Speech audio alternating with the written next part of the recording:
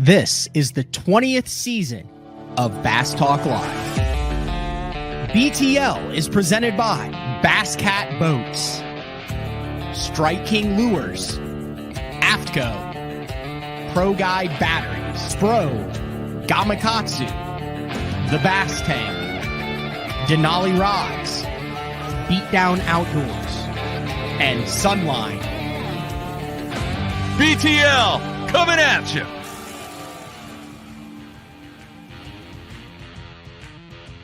Good morning and welcome to another exciting edition of BTL Bass Talk Live, where we're going to talk about bass fishing. Really enjoyed the shows over the last couple weeks you had. If you guys haven't caught, it was a recorded show, so it doesn't show up under the live tab on the BTL YouTube channel. If that's how you digest the content, it went out just like regular at 9 a.m. on iTunes and the podcast platforms. But the Ron Shuffield show, really good show. Dude showed up in a Hawaiian shirt, was talking about flipping with Denny Brower and Tommy Biffle and George Cochran and Jimmy Houston and back in the day, and then the finesse fishing and just kind of the evolution and the move to the FLW tour back in that 06 season, and then his son Spencer coming on. And I think a lot of people forget how good Ron Shuffield is and was on the tournament scene. 7 wins with Bass and 15 classics, like 4 or 5 top 10s in Bassmaster Classics, 2.6 million in earnings. So it was really good to hear from Ron, who's looking good, doing a lawn care service. If you haven't had a chance, go back and watch or listen to that episode. And then I had Mark Jeffries on live, and I think it's the first time in the 15 years that I've done this show, 12 or 13 of which I co-hosted with him, that we actually 100% agreed on something, and that was the MLF team series that is currently going on. The dynamics that you're seeing with that team series on the live, like, you want to talk about watching a disaster yesterday in the most epically entertaining way possible, is put Keith Poche and Kelly Jordan in a boat together. Put David Dudley and Dave Lefebvre in a boat together. Put the Robinsons in a boat together. Put the Joneses in a boat together. Put Ayler and Reese in a boat together. Just the possibilities of that are endless. So I encourage everyone to check that out. Today's a little special show. We kind of do this every single year. And if you follow BTL for the last 4 years, you know that one of the things that we do every fall is raise money for the Bass Fishing Hall of Fame auction. The Bass Fishing Hall of Fame banquet takes place on the 26th. 5 inductees this year: Fred Arbogast, Mike McInnes, Skeet Reese, Alfred Williams, and Mark Zona. So you know it's going to be. It was Ike last year. He had like 10 tables, and it got a little bit rowdy. But yeah, I'm not sure that like Alfred and Mike are going to party hard, but I'm pretty sure that Skeet and Mark Zona are going to tear the place down. But there's an auction that goes along with it that goes to grants.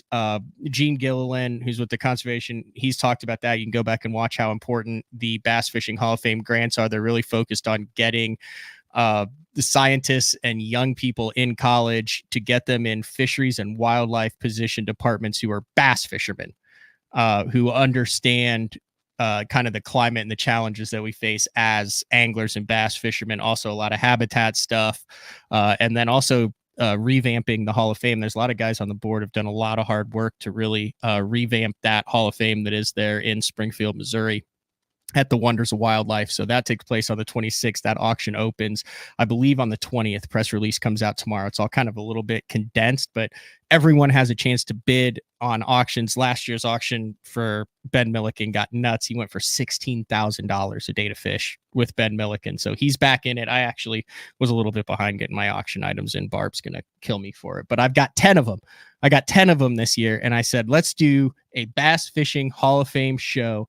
And we're going to kick things off with the one and only. He provided 3 auction items. We got a bunch of guests today, a bunch of different guests. We got Juice from Juice's Jigs coming on, and we got a special guest after that. But I wanted to kick things off with one of my favorite people in the industry. Have a lot of phone call conversation with him. Eric Glasso, known as Epic Eric's Bait Lab. You see him every Monday night on Travis Manson's Smallmouth Crush Live. You're the star of that show. So one of the reasons you haven't been on BTL is I don't want to like take Travis's thunder. Like, you're the money maker for Smallmouth Crush, right? So like, I jump on Smallmouth Crush, but I'm kind of like a one-man show there. So I didn't want to like grab you and then Travis is like, yo, what are you doing with my boy? But this is for the Hall of Fame, for the auction, for the cost. So we'll talk about that. And then we'll get into some other stuff that I've wanted to talk with you about. Oh, perfect, man. Perfect. Little long-winded there, Eric. Thanks for jumping on a Wednesday morning. Couldn't appreciate it anymore. Appreciate you having me on, man. Great show yesterday. That whole team format you touched on a minute ago. I was just fired up watching you talk about it. I hear you loud and clear, man. You hit some lightning, and you and Jeffries agreed. Which, when's the last time you agreed on anything? I don't think we have ever really agreed on much on the show. But like, dude, the team tournament. I know I talk with you. You fish with what, Captain Scooter Lily. Scooter Lily. You do a lot of stuff out in Virginia on Bugs Island. Yeah, and North Carolina and the Potomac and all around there. You are, I mean, all those trophies behind you are all team tournament trophies, right? Tens of thousands of dollars over the last decade. 100%. All team champions, couple team championships, a lot of individual wins, and many top 5, top 10 finishes. So we've had 2 wins this year, and kind of a third win, which was a memorial tournament, big bag and big fish during that. That was Colby Jones, young angler who passed away. So super meaningful win for Scooter and I, and came in 6th overall in the team derby and had a shot at the overall win. So we're grinders, shallow water, dirt daubers, man. Keep it old school, power fishing. But I bring a little finesse game to that too. So, I love it. Yeah, no, you have some crazy stuff there. Yes, Clay, I know. Mark. So what Mark had was, and the reason why I had him on the show was he had a PowerPoint presentation, and it was like a proposal for a team series. Yeah. And this was like 12 years ago that he did it. I remember he spent like 3 shows on it, and I was like, give it a freaking rest. Like, I don't want to rely on anyone else for my damn fish. I just want to go out and catch them by myself. Like, I was totally opposed to it, but I have come full circle on the team series now. I still like the individual, Eric. I still like to go out, and it all comes down to you. And if you lose it, it's your fault. And every decision's on you. But like, I guess I value relationships a little bit more, and the entertainment and the process side of it. And the team 100%. Series kind of allows that. That's what, look, man, I used to be an individual tournament fisherman back in the day, man. I sat on the front of the boat, made my own decisions. And it was a moment on the Potomac River in an individual tournament, man, where we fished when we shouldn't have fished. And literally, Matt, 2 tornadoes touched down, one north, one south in La Plata.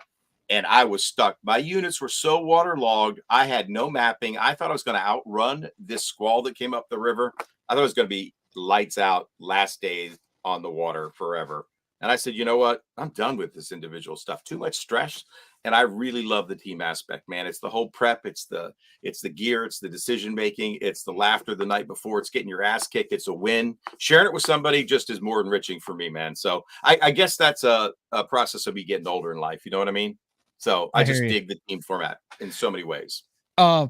So if you live under a rock and you don't, so Travis, the Smallmouth Crush out every Monday night is, some would say it's an acquired taste. Others would say it's exactly what we need in the fishing industry, because it is unscripted, unfiltered. You have no idea what's going on. Deals a lot kind of with the Northeast region, but 100%. Nationwide. So the last time I was on, we actually did a segment, and you can go back and watch it as to kind of how you got into this thing, your background a little bit. So for the BTL viewers, let's see if I get this right.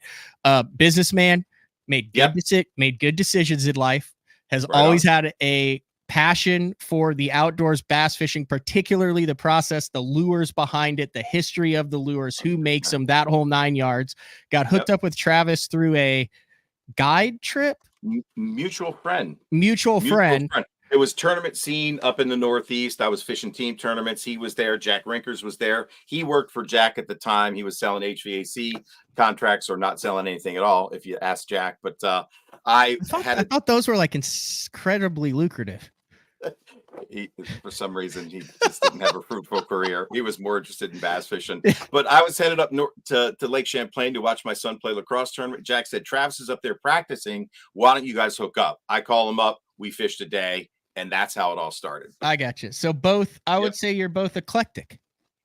100%, and man. And then the odd we are couple. opposites. Yeah, exactly. That is the perfect way to describe our relationship. I mean, it's yin and yang, right? I mean, he would fish a sniper jig for the rest of his life.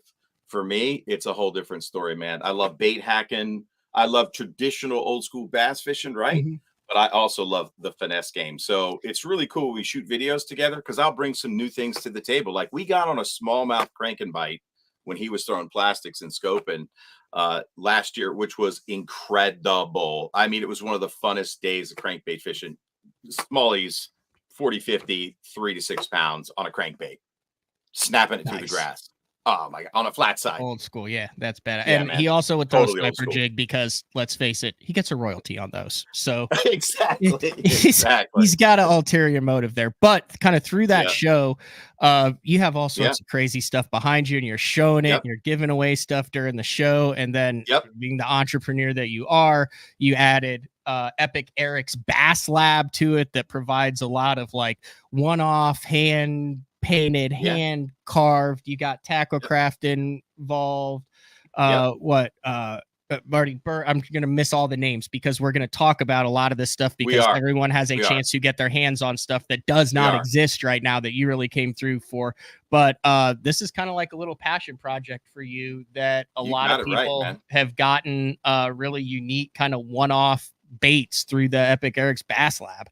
That's right. That shaky jig worm that you were showing on that front page, man, that accounted for some big money wins down in Texas. It's a souped up shaky head that's tied like a jig. I tied the prototype, and then I collaborate with a bunch of different bait makers, you know, anywhere from River Rat spinner baits with 9K Elite lures to Brian's custom tackle. So I'll tie the prototypes. You know, I've got my own little shaky football jig right there. That little Mamma Jamma is a bad dude. The big giant flat side you see in the middle, Marty Burns. I wanted a monster flat side, Matt. That accounted for some tournament money this year, my friend. So yeah, I'm all over the map, man, from finesse to power. And then some bass art, you see. I'm wearing one. Yeah. My logo came from Goonie Wolf, who I think is the best bass artist in the game. And, you know, one of the things that we'll get into is in the Hall of Fame packages, you'll see some of the bass art through hats and shirts and some of the stickers that I've got at the Bass Lab. So he did all that just for you. He did. I came up with the ideas, and then he designs it, and we work on, you know, different designs until we get it right, and then we make it into a sticker, hat, or a shirt, man. So I love to create. That's my jam. If I'm not creating something, and that's why I tinker with tackle, right? I'll show you one thing I'm super proud of, man. I donated $1,000 to the Aaron Martin's Family Fund. Mm-hmm. I painted this is a timber tiger that I painted with Sally Hansen nail polish. It is Aaron's Morning Dawn, and I used Sally Hansen nail polish to paint the prototype. Okay, that was a clear bait. I sent it down to TK Stanley at Tacklecraft, and he matched it because I sent him the nail polish. Oh my gosh! And we sold, I don't even know how many sets of these. It was a Timber Tiger DC 1 and 2. We sold out that night, and I said I would match and donate all the profits. So the profits were about $500. I matched the $500. And we sent $1,000 to the Aaron Martin's Family Fund. So we didn't make any money on it, but it was a blast, man. That's the stuff I love to do because to me, Aaron's Morning Dawn is one of the most productive, you know, shaky head and or drop shot colors that I love to fish. I love that white belly. It gives a little flash. Works on tidal rivers too, by the way. But it was that's a fun project for me. I love doing stuff like that, you know, painting a little timber tiger and blue crab for my tidal river rats. You know what I mean? So yeah, that's coming out soon. Anyway, I just love to create. That's what my jam is. And team fish. So I mentioned we've kind of done some of the auction, and the auction, from what I understand, it goes live on the 20th. It's like 5 days. It goes through the Bass Fishing Hall of Fame, which is on the 26th. And Steve Bowman, who's in the Bass Fishing Hall of Fame, and also kind of drums up the board members and the people to get unique donations. You know, like last year he did like a frog hunt. which I actually met the couple up in Minnesota at a St. Jude deal that was like, hey, we won the frog hunt with Bowman, and they went on it. Hackney did a Sasquatch hunt last year, which actually was like a pig hunt where you get the pig and then try, but all sorts of unique, a lot of trips, a lot of giveaways, a great way to get one of a kind things and support the Bass Fishing Hall of Fame. So we'll go through some of the trips here. The auction site is not live. It'll be up on basson.com on the Bass Fishing HOF website. And then also, I'll say this right off the bat right now. If you just text BFHOF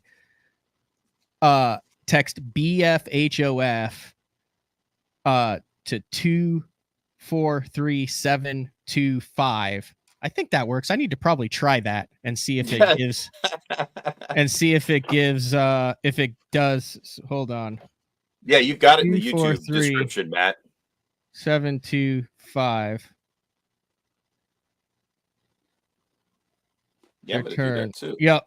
And if you text it, it'll give you the link to whatever the Bass Fishing Hall of Fame auction is, and kind of give you updates as to what is there, so that you can bid. It's through Bid Pal. The same thing we've used every single year.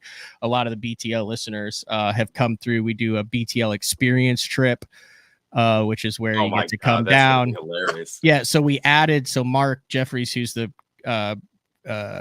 coach of this NSU bowling team. We're going to do a behind the scenes of a bowling center, like where the pins are, how all that works, the locker room, a 1 hour bowling lesson. Then he's covering like $150 of travel to get there. I'm putting you up for that night. Then the next morning we do BTL in studio. The winner co-hosts it, guest of their choice. And then we either go out and we do a trophy bass on a lakes that I cannot name, or giant crappie trip for the day. So the BTL experience. So I think I'm bidding on that.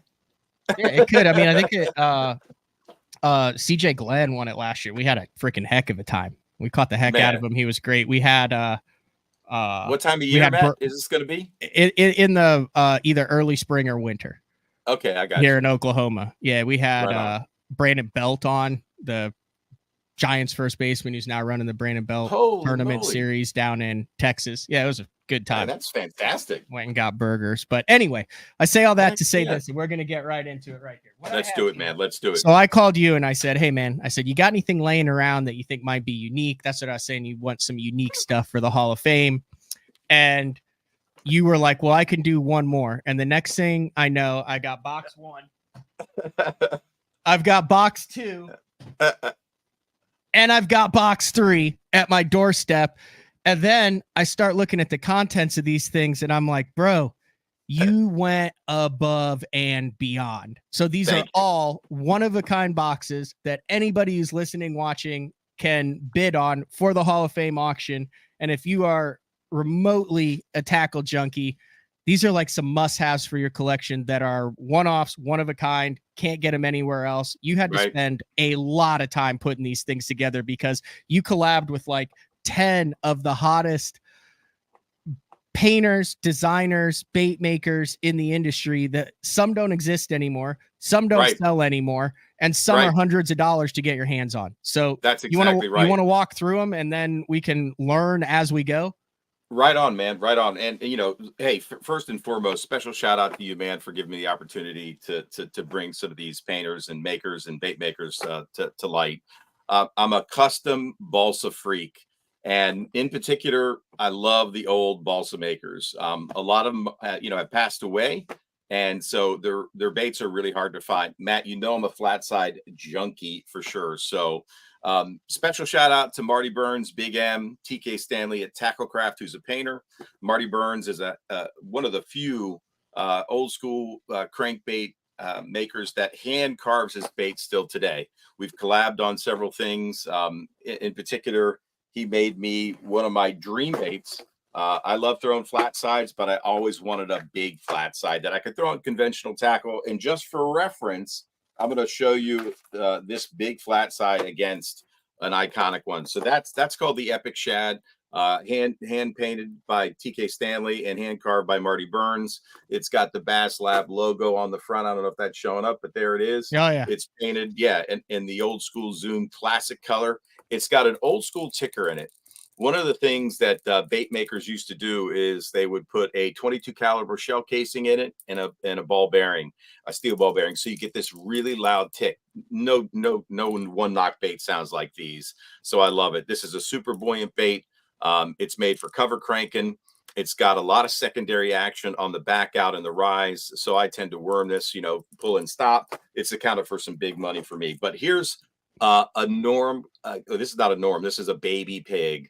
One of the more popular baits. If you can get your hands on one, this is not a Norm Coulter baby pig, but I did through John Pryor, who's another painter and bait maker from Ace in the Hole Custom Lures. In one of the other boxes, there is a baby pig custom painted by John in pumpkin seed. It may be one of one in the country. Is it in that box? That box right there?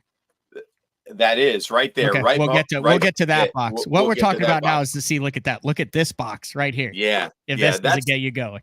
There you go. That's right. That's right. So I've always wanted to do like a Legends box, and by no means, look, if there's some crankbait heads that are watching right now, there's by no means this is a complete legendary Balsa Makers box. I don't have them all. Yeah. I've got a lot of them, and this is just personally. A lot of these baits I've thrown, some I wouldn't throw anymore because they're super hard to get. It depends on how many I got when I was collecting. I've been collecting since the 70s, since I was young. Maybe not some of those makers, but I started out with Bagley's, obviously a lot of plastic baits. So I'm a big vintage plastic guy too. But that Legends box is pretty badass. So that's box one. So this will be available at the Bass Fishing Hall of Fame auction. Right. So those top three baits up top, right across the top, are TK Stanley and Marty Burns. The big Epic Shad is in the middle, right below the Bass Lab logo, and the other two baits flanking them are Marty's first bait that really made Marty and gave him his name. It's an SB1, and it's a flat side. And it just gets bit. Marty makes baits a little bit different. He's super picky about his balsa. The way he builds them, he dares anybody. Matt, listen to this. He dares anybody to break one of his crankbaits. You know how, like, when you're fishing balsa, you're not supposed to slap it. Yeah, they get good right before the bill gets weak or right before the foil comes out of it. Or he dares you to break them. He's dared me to break. I still won't do it. I'm like pulling the grass off. But this is the actual box. Like I'm looking at. I feel like we're kind of QVC right now, but you don't really have to say. Where they're trying to sell you like the one of one NFL fleece blanket. Yeah, this was designed specific, but dude, look at. I'm not kidding. I didn't realize that this big because I haven't had a chance. I mean, I'm not going through them. I'm just taking them to the Hall of Fame here next week. That is the actual one that you will be bidding on right there. Yep, that's the Epic Shad, man. That is it's got a crazy secondary action when it backs out of cover. Matt, you should throw it, man.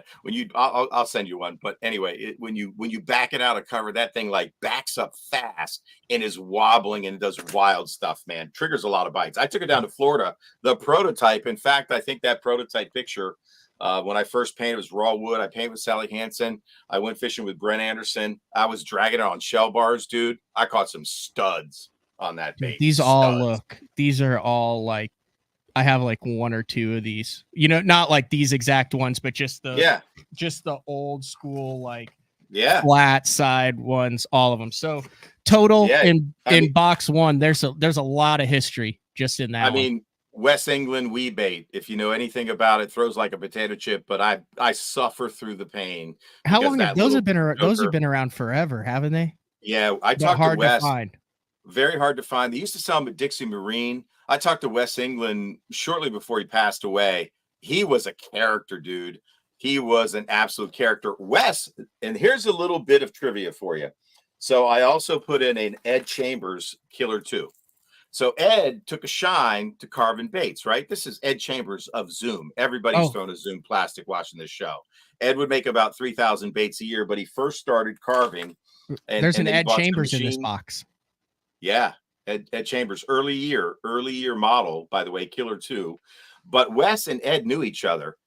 Ed always wanted to know how Wes England foiled his baits. He called the house one day He called Wes England's house one day, and Wes was out, and his wife said, "Oh, Wes is at the florist picking up some foil." He used floral Gave away the florist foil. juice. So basically, Ed said thank you by sending Wes England a pack of worms. And Wes England would always love to tell the story how he would show the pack of worms and how Ed, basically found out how he foiled his bait. It's a little bitty bait, Eric. It's a little bitty bait. Here's one with a rounded smaller. bill on it. It is, man, and it's got a hard X action. This is a very unique flat side. It's sneaky. It comes in silver. I threw the silver one in your package. I'm showing you guys a gold one. But that was his. Yeah, that was his signature flat side. That comes from the last lot. That's a Gary D's. Take that. There's the one above it, Matt. There's another one that looks like this. That's the little warrior from Gary D's. So Gary D's from D Baits and Wes England from Wee Baits. They're both Ohio makers, and they had a little bit of a competition going. So if you fished any Ohio River Valley water, you wanted to get your hands on a Wee Bait or a D Bait. Yeah, there you go. Nope. That's a jaw jacker. Nope, that's a jaw jacker from Rob Cochran. A Sunny B. Good Lord. You'll find it's the silver one. It's the silver one with the white belly. Oh, it's foil. Oh, silver foil. I don't want to put up the picture. Put up the picture. That one? That's it. Nope. That's the TK Stanley SB1 from Mark Burns. Oh, yeah. And look. Oh, this says TKS HOF1 on the bottom. Hall of Fame 1 and Hall of Fame 2. TK signed them as Hall of Fame baits. How cool is that? That is freaking cool. This is that's the Marty Burns TK's website right here. Tackle Craft. If you guys haven't been on here, it's dangerous.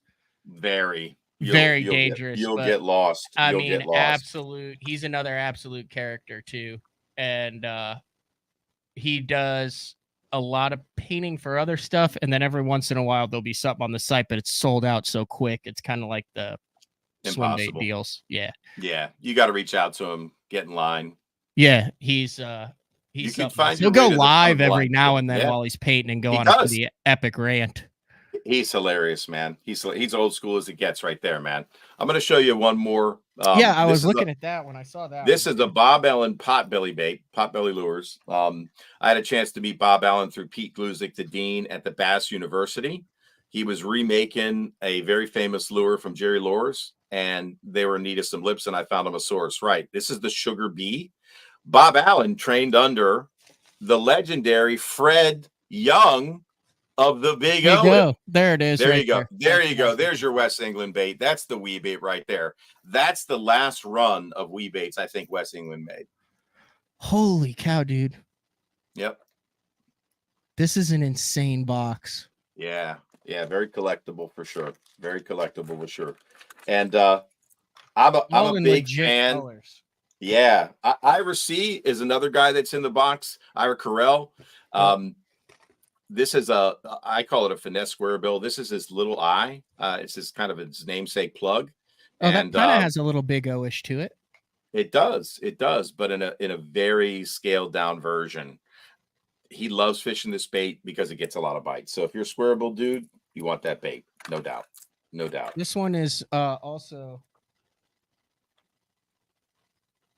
This one also has the Dean Helton signature on the bottom.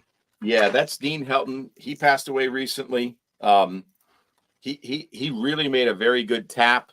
This is a tap style bait with a little bit different lip. So it's got a square bill lip in it, but a flat side in that tap type shape. So very interesting bait. Dean Helton would sign them all on the bottom. This is 11, another East Tennessee maker.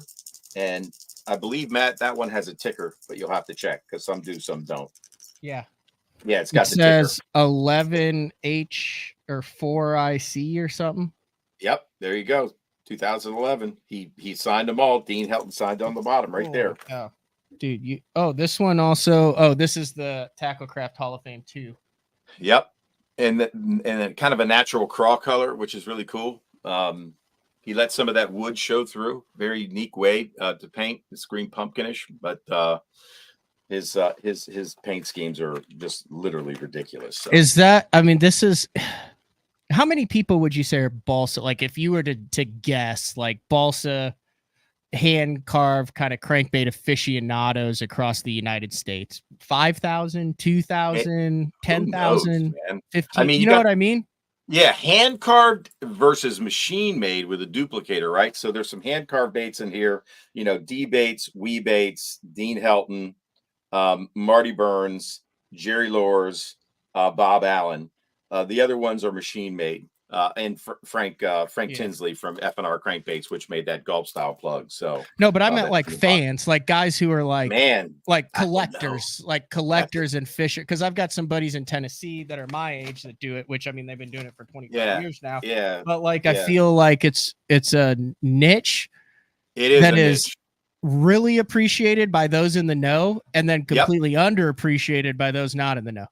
100%. I think there's something about, TK kind of came up with this quote. There's something about wood and water. Yeah. I just feel like a wood bait can outperform a plastic bait, especially when the bite is tough. You know me, Matt, I'm fishing behind some really incredible fishermen, Travis, Scooter, Bill Kramer. I mean, the guys that I've teamed with over the years, Isn't they're that the dude who does fantastic Mad fishermen. Money? Billy Kramer's like the OG river rat. And Bob Cherry, one of the best crankbait fishermen I ever met. We team fished together. I've won championships with all those guys except for Kramer. Never fished a series with It's not him. this. Just That's not individual the same tournaments. name as the guy who's like sell, sell, sell. It is, baby. It's The I know Mad Money Kramer, guy? Mad Money, the Mad Yeah. Money guy. But I pride myself on being able to, if we're cranking down a bank, it's early spring, those fish are in that 6 to 8 foot zone. If I can do something with a bait that I've painted the color I want, that has the action that I need, and I understand the bait, and through working at a different depth, retrieve or cadence, but that balsa has properties, man. I'm just a fan. So when money's on the line, I'm generally throwing a balsa bait. There's a lot of plastic baits I love, so don't get me wrong, man. I fish them all. So anyway, If that's you're my not going to wooden bid water on this thing. though, but you do know someone who is a balsa freak, this is the box. Right on. There will never be another box like this. Yeah, no Retail, no. if someone was to try to put this box together right now, it's well over $1,000. Oh, for sure. Like For sure. just to start. I mean, that Ed Chambers is a $250 crankbait right now, isn't it? Yeah. Well, no, I think the Killer 2 you could probably get, Even in those 100-ish. colors though? Yeah. I mean, there's a bunch out there still today, but the early models, meaning the earlier models, are more valuable in my mind because Ed, I felt, was more involved in the bait making process. Later years, it was a later year bait. So was he still 100% painting everyone? Not sure. I don't know what went on, but in the early years he was, in my opinion. So I feel like some of those early models have a little bit more value. I mean, as any antique goes, right? So Balsa Legends 14 in the box, and I would say a half dozen of them are one of a kinds, especially with what 15 in the box. Oh yeah, I saw that Tappercraft up there was painted too well. It fit in with the and I'd say a half dozen, 8 of them are one of a kinds between the paint job and the maker and for sure autographed. And then that also comes with the Balsa Legends apparel, which I've got a Bass Lab sticker on my boat. Right on, man. And the Dr. Frankenstein t-shirt. Yep. The full sticker pack. I'm going to go through these stickers really quick because each of the boxes comes with a hat, a shirt, and the full sticker pack. This is the newest one, man. This is the Morning Wood. Very nice. Morning Wood, man. So if you're a balsa dude, I mean, it's a play on words. Yeah, it's a little dudeish, but what can I say, man? Morning Wood right there. Because I don't know, man. I love the smell of fresh wood in the morning. Yeah. I did this one for Travis, man. St. Lawrence Super Tanker. Matt, I think you've got that on your boat, don't you?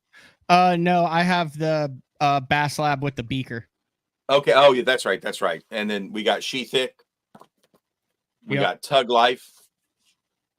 Tug Life right there. Yep. Rise and Glide.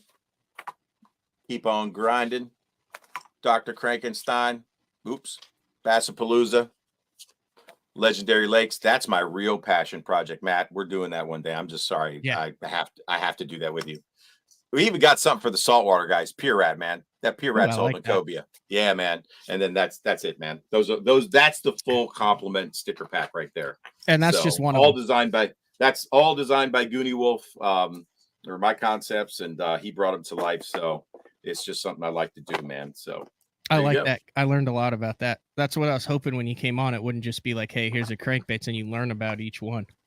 Right. Box 2 is unique to me, and this is all John Pryor. I see some herring stuff in here. You do, and for sure. So John Pryor. Yep, educate me.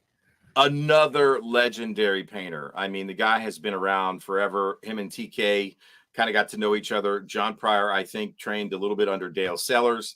His dad, and I'm going to show you one of his color patterns. John is very unique in the way he approaches color. He's a bass hammer too. These are some Marty Burns builds that John Pryor has painted.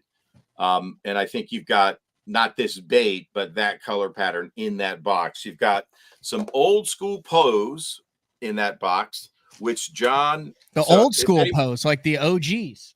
The OGs, but the ones that were made well. There are good pose and there are bad pose. If you're a crankbait guy, you know this, right? That's a pose right there. That's a pose right there. John hand-tuned those, made sure the lip angle was correct, made sure they ran right, and so he's custom painted. It's got a deal with a 24 on it. Is that his signature? That's the year. Yeah, John Pryor signed him. He basically, who knows when he painted him, but he signed him 24. So there you go. That's that color pattern that I just showed you.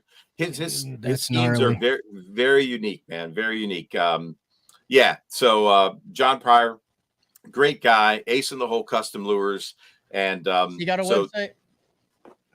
He only Instagram right now, only Instagram. So you can find John ace in the hole, and I think it's ace N, not in the whole custom lures. So check him out, man. These are just as sick. The hard fluke is really cool. Right. Yeah, I've seen that.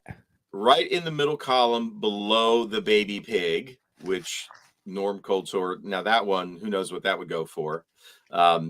The hard fluke, a treble hook fluke style bait, which is pretty tight. Yeah, that hard fluke style bait. If you haven't fished one or you don't know about them, it's something to see in the water. And then you just take whatever tail you want and screw it onto the back of that hard. That's exactly right. Bait. Don't throw away your burnt flukes. Save the tails, man. Save the tails, right? Save the tails. So if you're a herring guy on a herring fisher, and frankly, they'll eat it anywhere, obviously, right? It's a fluke. What bass doesn't like a fluke, right? But they especially perform on those herring legs. So you've also got 2 DT10s in there. Yeah, I was looking at that. Custom painted DT10s. Yep. Juicy little fruit, crackle back on it. Yeah, it's got like a little... Yeah, that shine on the color. back. I think that's his iconic juicy fruit color. That's the baby pig, right? That's the baby pig. That's that's like a unicorn. Yeah, Ronnie B's are probably the most valuable. The Ronnie B's, he was the original guy, and I believe Richard Manley. A lot of people do baby pig reproductions, but Norm, as the lore has it, his family, Ronnie B's family, gave Norm the rights to continue making the baby pig. There's kind of this honor code in the Balsa arena. Once a maker passes away, you don't remake his bait exactly the same. What a respect factor there. That's an unwritten code. It's kind of like you don't come in on a guy's water when they're leading a tournament, right? Yeah. It's unwritten. It's not in the rules, but there it is. So right below that hard style fluke, you got an I'm a flit. You've got an I'm a pin jack to the left of that, a Lucky Craft DD 1.5. All custom painted by John Pryor. Custom painted by John. And then you've got some of his bounty hunter spinnerbait. So I'll hold up another bounty hunter spinnerbait for you. John makes a badass spinnerbait. Hidden weight system. It's going to be hard to see. Shad dot painted. Red hook. A lot of people don't believe. Talk and me believe. I believe. And by the way, for the record, still stuck in 2004, Eric. Well, what are the two colors a bass can see? Proven by science. Red and medium green. Otherwise, they're colorblind, Matt. Check out the Bass After Dark episode, which I was on. Yeah. And Fritz was on. Does lure color matter? Does chartreuse show up as white? It probably does. Fluorescence Now they say bass can see UV, but did you know this, Matt? Bass go colorblind to create night vision, so all they can see is black and white. So they feed for contrast, right? A bass's eyes are designed for contrast, right? So that's why contrasting colors work so well. But an hour after dusk and an hour after sunrise, a bass can still not perceive colors. So if you're not throwing darker crankbaits in the morning, you're missing out. Might make you think a little bit, right? Very interesting. Yeah. Also, Very interesting. Apparel box with number 2 is more of the Right river off. rat look there for that. That's right. This is the river rat hat. I might just put it on for you guys because there's a river rat hat I got too. So I'll switch up the apparel. Dude, I like it because then when you're fishing, so like, listen, like 99.99% of people who listen to all this stuff, they don't make their living fishing, right? So they fish because they enjoy it. Exactly. And because it provides some sort of value to their life. Right on. And when you can throw bait that you have the history of, that you know whose hands touched it, why it was, and there was a reason, like I feel That's like exactly that enhances the experience. I agree. Same reason why we'll have Juice on here in a little bit, but like why he gets all geeked out when he catches one on his something that he tied in his garage. Man, there's nothing like it. There's nothing like it. I got out of bass fishing for a little bit, got into trout fishing, Matt. So I love hand-tied jigs. I love hand-tied jig makers. I tinker. My fly tying device is right over there, man. So I get after it, man. That's why I like tinkering with baits. Opening box number 1. I need to make sure in order. So we got box 3. So box 3, I love how you did this because you were like, well, I got all this stuff, and I'm like, hey, dude, like, let's break this up. Yeah, we have to. This is another generous donation from John this Pryor. is nuts. So box 3, and I'll just throw it up originally, and then I'll show it. Is a one-off, but it's like one of the hardest to find glide baits on the market. It's a 316, less of a glide, more of a wake, but that's okay. Yeah, I just had to call it Rise of Glide. It's a 316 baby wake painted in blueback herring. Dude, this thing is you got to take it out and show it. Immaculate. Like, it truly is. This is I would also probably throw it because you're not going to lose it, but look at that thing. Dude, it's nasty. It's nasty. It's nasty for sure. That's a fairly sought after bait too. Oh, for sure. If you can even find it. There's nothing out there right now. I can't even find a 316 baby wake online. I looked yesterday, let alone painted by John Pryor and blueback herring. Yeah. Yep. That's a good one. Just like straight retail is $200. Yeah. Hard to find. Super hard to find. Very cool bait. Very cool bait. Big shout out. No date. And you're getting the Rise and Glide shirt, man. You're wearing it. You got everything on. I'm wearing it, man. And the Tug Life hat. The Tug Life hat comes with that one. Hold on a second. Boom. There it is right there.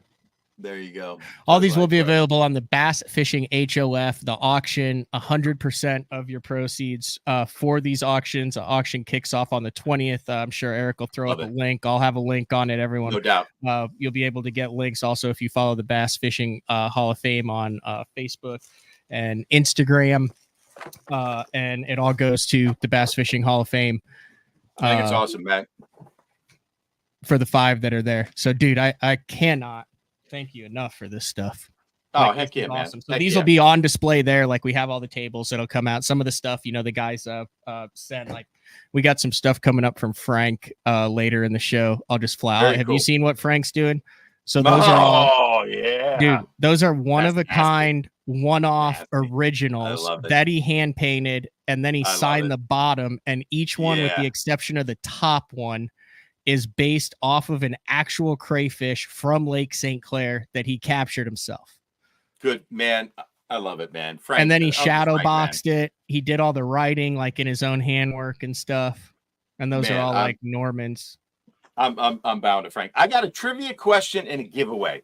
You got a giveaway on BTL? I got a giveaway on BTL this is important, Eric. right now. Are you sending them the giveaway package? I will send it to them directly, Okay. not involving Matt Pangrak at all. Do not reach out to him on BTL.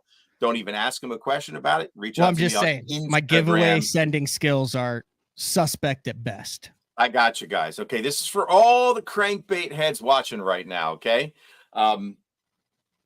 why did Jim Harder of the famous Gulp Crankbaits name his crankbait Gulp? It was out of South Carolina. Legendary crankbait maker, legendary bait, counted for a ton of money. I'm sure there's still people throwing it. Why did he name it Gulp? I'm going to let it marinate for a little bit. And if you get it right, I'm going to send you a sticker pack and a hot crankbait of my choice from my personal collection. And of course, it's going to be made out of wood. What was his name? Jim Harder. From Gulp Crankbaits. Harder. Correct. Yep. Gulp. Name his. Yeah, why did he name his flat-sided crankbait Gulp? Good guess. Good guess, Sean. I see. Good guess. Anthony Geis in the comment, man. I hope Ken Duke, you cannot answer this question. I didn't know Ken Duke would be on the show. No, the man, the myth, the legend, the history. Man, he's like the keeper of all bass information, man. Can I give a Ooh, Pete. Wait, let me see if anybody who got it first. It's there. Pete showed up first. It looked like Pete Cook got it. Pete, you are the winner. They both say 9:18, but Pete shows up before Sean. Okay. There you go. Pete is the winner. It's plug. And for all you crankbait heads or people that don't know, if you're real, I mean, like David Fritz would call it a plug. Nobody called it a crankbait. It's all plugs, man. Wind and a plug. Wind and a plug, man. Wind and a plug. Congratulations, Pete. So Pete, send your contact info to me, Matt at basszone.com, mailing address, and then I will forward that to the Bass Lab and Epic Eric. That was a good one. Yeah. Sean says mine shows up before his on mine. That's true. Sean's a great BTL supporter. I met him at the Classic this year. So Matt, one last river rat story. So I went fishing with Kramer this weekend, man. We were on the river. Yep. And the topwater bite turned on. And you know how that like walking plug frog bite starts to happen? Dude, we smashed the river fish. It's like a soul cleansing, you know what I mean? Yeah. When you get that frog bite or that topwater bite going in a grass bed, there's nothing like it. River fish bite different. Man, they do. They hit different. They don't. They have a different attitude. They mean to kill it. No doubt. I got Juice. I think he's at work. I don't know. He's wearing a collared shirt. He rarely wears a collared shirt. I got Jarrett Morrison from Juice's Jigs, if that sounds familiar. He was on Hella Bass talking about it. He's been featured in Bassmaster. Robert G's got 2 top 10s on the Elite Series in part to it, and it's like new school hair with old school principles. You cool with like sticking around and chatting with Man, Juice I'd love to. Okay, absolutely. Juice put together what he calls his juice box. That's so awesome. And he put this together to donate to the Bass Fishing Hall of Fame. I'm trying to go with unique stuff, right?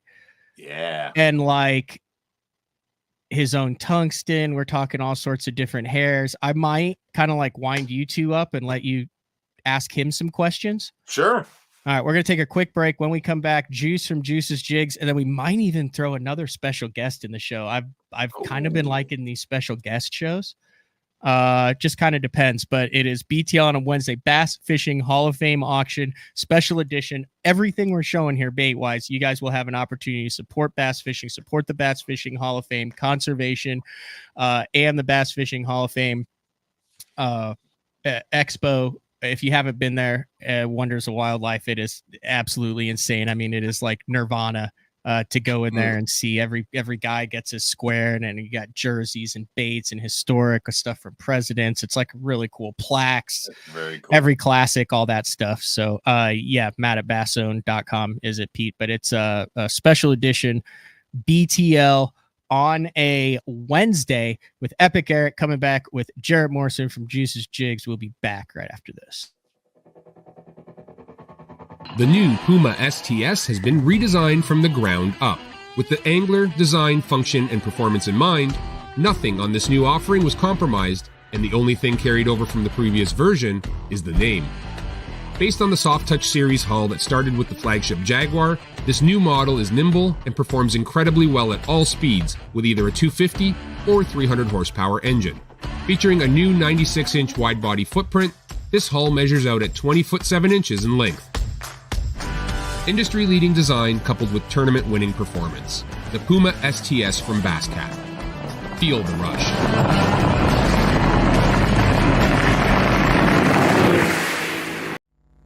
Your early morning mentality is your every hour mentality. All gas, no brakes. Focus, purpose, power. Destined for the water, but confident everywhere else. A calming buzz before the storm, truth of nature itself. You can't catch lightning in a bottle. There's a limit out there, but it's not with your gear. Unrelenting power delivery. Unparalleled weight savings. Keeping you on the water, whether you run a 9.9 or outscoping your best 5. In this rare air, there's power in the silence. It's a mindset, thinking only of the things that matter and freeing your mind from the things that you trust.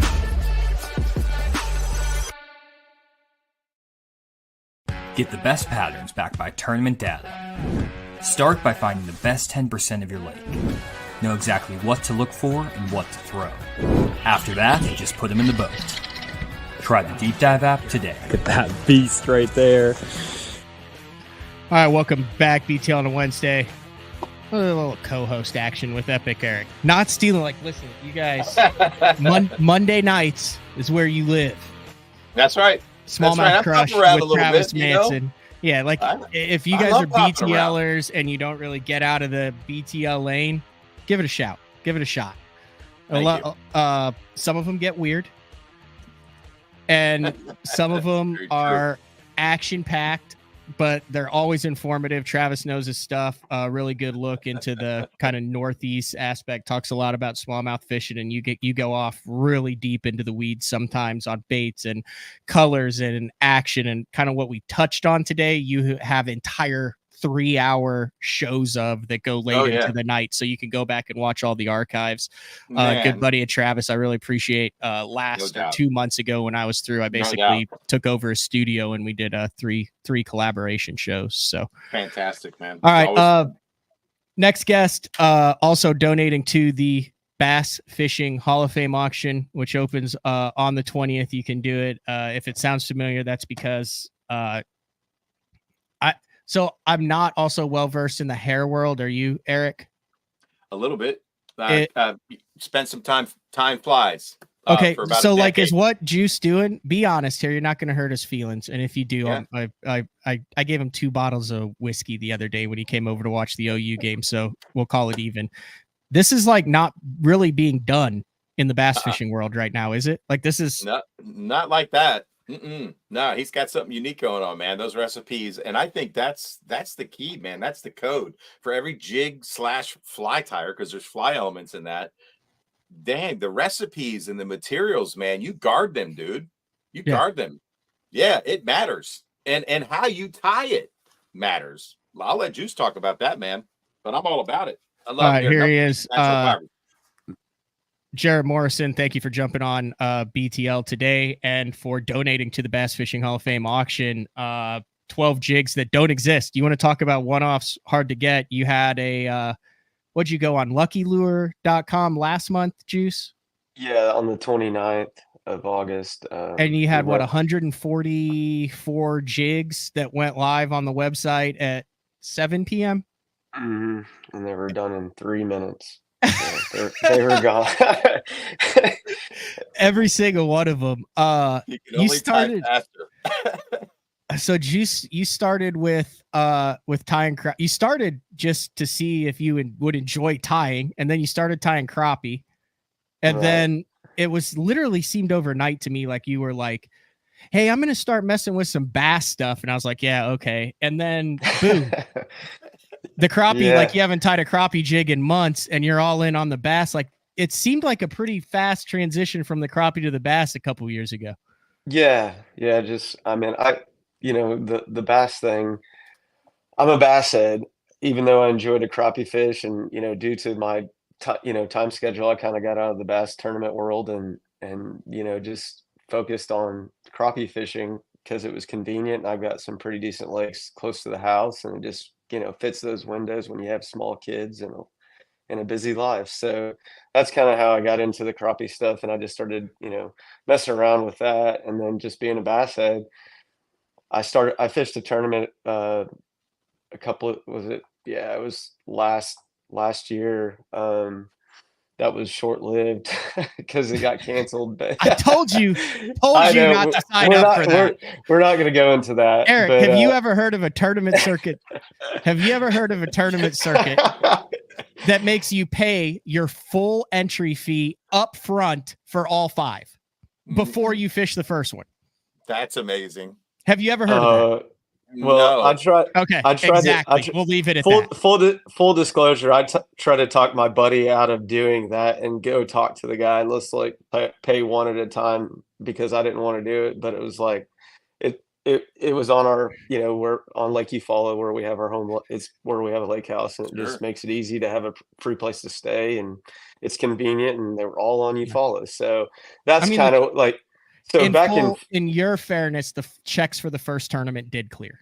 They did 10 grand cleared for the first tournament. Yeah, we'll move on. Yeah, and man. So going into that tournament trail, like after knowing what I've been able to do with my crappie hair jigs, because of being a bass guy, you see it like. I'm scoping and I see a bass down there and I can't help myself. And it's a 12-foot long rod with 15 to 20 pound braid on a 1/4 ounce crappie jig, and they smash it. And so, I just started kind of tinkering around in the garage, on my time bench, and started messing around with different kinds of hairs for that tournament trail. And I actually pulled out the OG the other day, the very first Gen 1. Yeah, it was kind of funny. I found it in one of my boxes, and I was like, wow, I've came a long ways from that.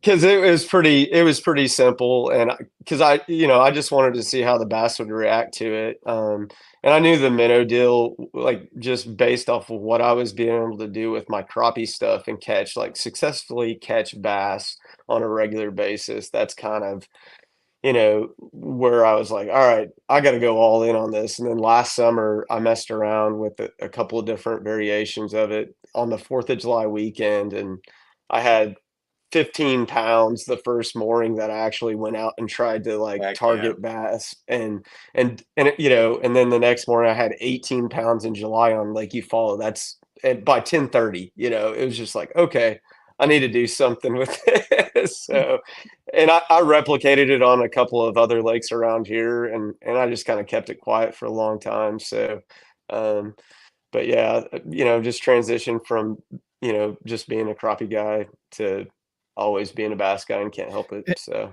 Eric, you've been around this game a long time. In your opinion, name off some of the things that make a good tire. Man, like what are some of the good qualities that you look for when you put a piece of hair in your hand? Sure. Quality materials first and foremost, right? How the material is laid into the jig, right? I mean, if you look at the tails and how he splayed it and why he ties it that way and how he gets the splay on those feathers, right? So when he's pulling the jig, they collapse, and then when it stops, they spread. It gives it life, right? So it's really important. The amount of material, I see he's got some crystal flash in there. Be careful. Why he will hunt you down if you start naming too many of them. I won't do the recipe. Look, man, I recognize a lot of that stuff, but I guard that stuff too, man. People bugged me about my shaky jig worm. I did a jig that's a shaky head and a jig, and they wanted to know the head I used and the materials I used up front. I'm like, I'm not telling you. I mean, that's your recipe, right? Juice. I mean, 100%. Yeah. 100%. I mean, I'm guarding it. I've had people. I get all kinds of messages from other tires, and it's just like, come on, man. Like, I'm not. No. Yeah, but you also have to make. We need to have that check because you also have to make connections too. So there's a fine line. That's true. That's true. But coming in hot, what materials are you using, and how are you tying it? That's not going to happen. So was it Matt? I got a question. Was it hard for you, Juice, to say, all right, I've been scoring on this, right? Because all fishermen, whether it's technique driven, scope, non-scope, doesn't really matter. But if you found something magic, it's really hard to talk about. How did you make that decision to go, all right, I'm going to start tying for other people? What? I mean, it's, I went from basically July of last year until January of this year, and I was like, all right, I'm going to put it out there. Like, and Matt, I was on BTL in December at Lucky Lure Tackle, and he knew what I had been working on in the background. And he's like, hey, all you do is crappie jigs, right? I'm like, yeah, that's all I do right now. Because I was just like, I was so undecided on, whether or not I wanted to show it or, just put myself out there for one thing, because you just never know what the response is going to be. So, and I got a lot of crap from my buddies that are power fishermen. Those are cute. And I'm like, dude, I'll show you. Let's go to the lake. I'll show you how cute they are. Right on. So, you really kind of blew up though when this thing went national. Yeah, it's been pretty wild. It's and kind of an understatement. So Bass Times, Bassmaster, Bass Live. It's where, like, if you looked at it, you could see your jigs on there. So you're still kind of secretive about all that stuff, right? Just a little bit. Yeah, I'm not naming this. That guy right there, Robert G. What's up? What's up, dude? Oh, how y'all doing? What's up, dude? It's a long overdue time for being on BTL. Thanks for jumping on. Really appreciate it. Finally. So I don't know if I don't think we've ever gotten this story like perfectly straight there. Robert G, Epic Eric to your right there. I don't know if you guys have met before. Nice to but meet you. You slid into Juice's DMs when he had like 90 followers and didn't have a single bass jig posted. No, I had. That's when I came out with my first. I had just started. That was in March. That was the week of the classic because I had to go. Okay. A, I didn't get to go find the profile, and B, what made you think Juice was your man? So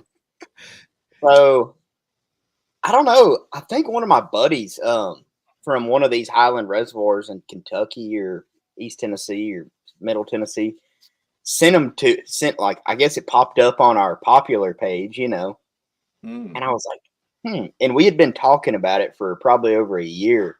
Just like, there's something missing in this type of bait is missing in bass fishing. And I mean, as y'all know, I'm a scoper, and I've been. Say that with pride. You don't have to say that like apologetically. Yeah. Say it with pride. Say I'm a damn scoper. You smash them, dude. Who cares? I scope their ass. I've been doing this for crappie ever since I've got it. You know what I mean? That's how I learned how to live scope, is fishing for crappie. Yeah. And like the hovering method of fishing is how I learned at crappie fishing. And I have a bunch of crappie hair jigs, like guys around here have tied in East Tennessee, and just like all kinds of Bobby Garland and trout magnet and crappie magnet baits. Holy moly, yeah. And that's really what got me into like, the jig head minnow technique, that kind of style of fishing, the hovering over the fish with live scope. And I was like, there have been days when we've been out there crappie fishing where we can't get bit at all on a plastic, like a micro minnow bait, you know what I mean, for crappie. And we put on a hair jig, and all the fish we've thrown at throughout this whole creek we've thrown at, every one of them will bite the hair on real pressure days. Like it's insane. Like the ugliest colors too. Like we've caught them on like Tennessee Vol orange hair jigs. That is hideous. That my buddies have won in crappie tournaments, and it's like just strange stuff. And you're just like, So this hair moving in the water really like these pressured fish, it makes them just want to taste it. You know what I mean? And like, I always think about fish. Like, I always think about what fish are thinking, right? And they don't have hands, so they can't run up there and like grab the bait and inspect it. The only way they can really inspect a bait is to bite it. You know what I mean? So I feel like it's just one of those kind of techniques or baits that really just gets them very curious, and they got to have their lips on it. And then, so Juice called me and he's like, dude, like, what do I do? This guy's on the Elite Series. And I was like, I don't know, do whatever the hell you want with it. But from what I understand, it was like, here's what I'm looking for. And then Juice would do something and send it to you. And it wasn't like for a specific lake or a specific time. You just knew in your neck of the woods, you had something, and it was a back and forth and back and forth. And then you were like, yup, that's it. Yes. Yeah, for sure. I mean, I based it on a crappie jig that literally my buddies, I have a few buddies that fish crappie tournaments. Like they're the OG scopers. You know what I mean? They only fish for crappie. They have like 6 live scopes going everywhere off the boat. They have their own live scopes on the front, that kind of stuff. Power brakes. They all have power brakes. So they gave me cheaters these crappie jigs, and they're, super small, like a size number 6 hook and everything. But I based it off of that kind of, but I wanted it bass sized, with like a jig head minnow sized hook in it for bass. And it turned out well. Yeah. I would say so. We're on here for the Bass Fishing Hall of Fame. So Juice, we already went through. He sold out his 144 in 3 minutes, and you're also a professional Juice with another career. You have a 5-year-old flag football superstar, and love it. an 8-year-old danceaholic. And you will have your hands full with both of them for many years to come. Right. I say that to say this: you're like only doing drops of these baits, and you have like, this is a side deal for you. So like they're gone. Like you're not making any right now. The next drop isn't for a couple months. So like this is the only dozen that's available for like public purchase to get your hands on. And it's a 12-pack of your most popular designs, some of which the Robert G, some of which is the Demiki style. Can you name any of the hair that's in the purple gas thing? No. Come on, dude. Because it's really cool hair. Don't do it. It's for the Hall of Fame. For the Hall of Fame. No? Don't do it. It just catches them. Dude, you know how long it took me to come up with that and get that right to how I wanted it to look in the water? No, Yes, I actually do. And actually, you do.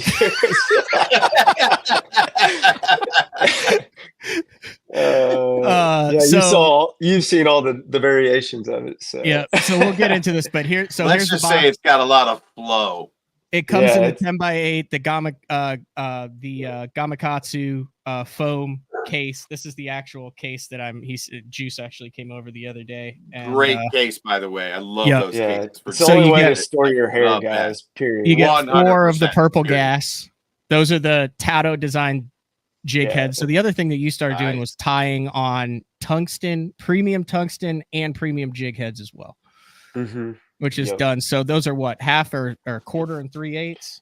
Those are, yeah, 1/4 and 3/8 on the purple gas. More so, that's like the drop Demiki cold water, like what we see Gussie, kind of how he's won the classic, the strolling, like over the top of them, shake it, super slow moving stuff. And then that's the greatest color ever invented, which is ironic because you're colorblind.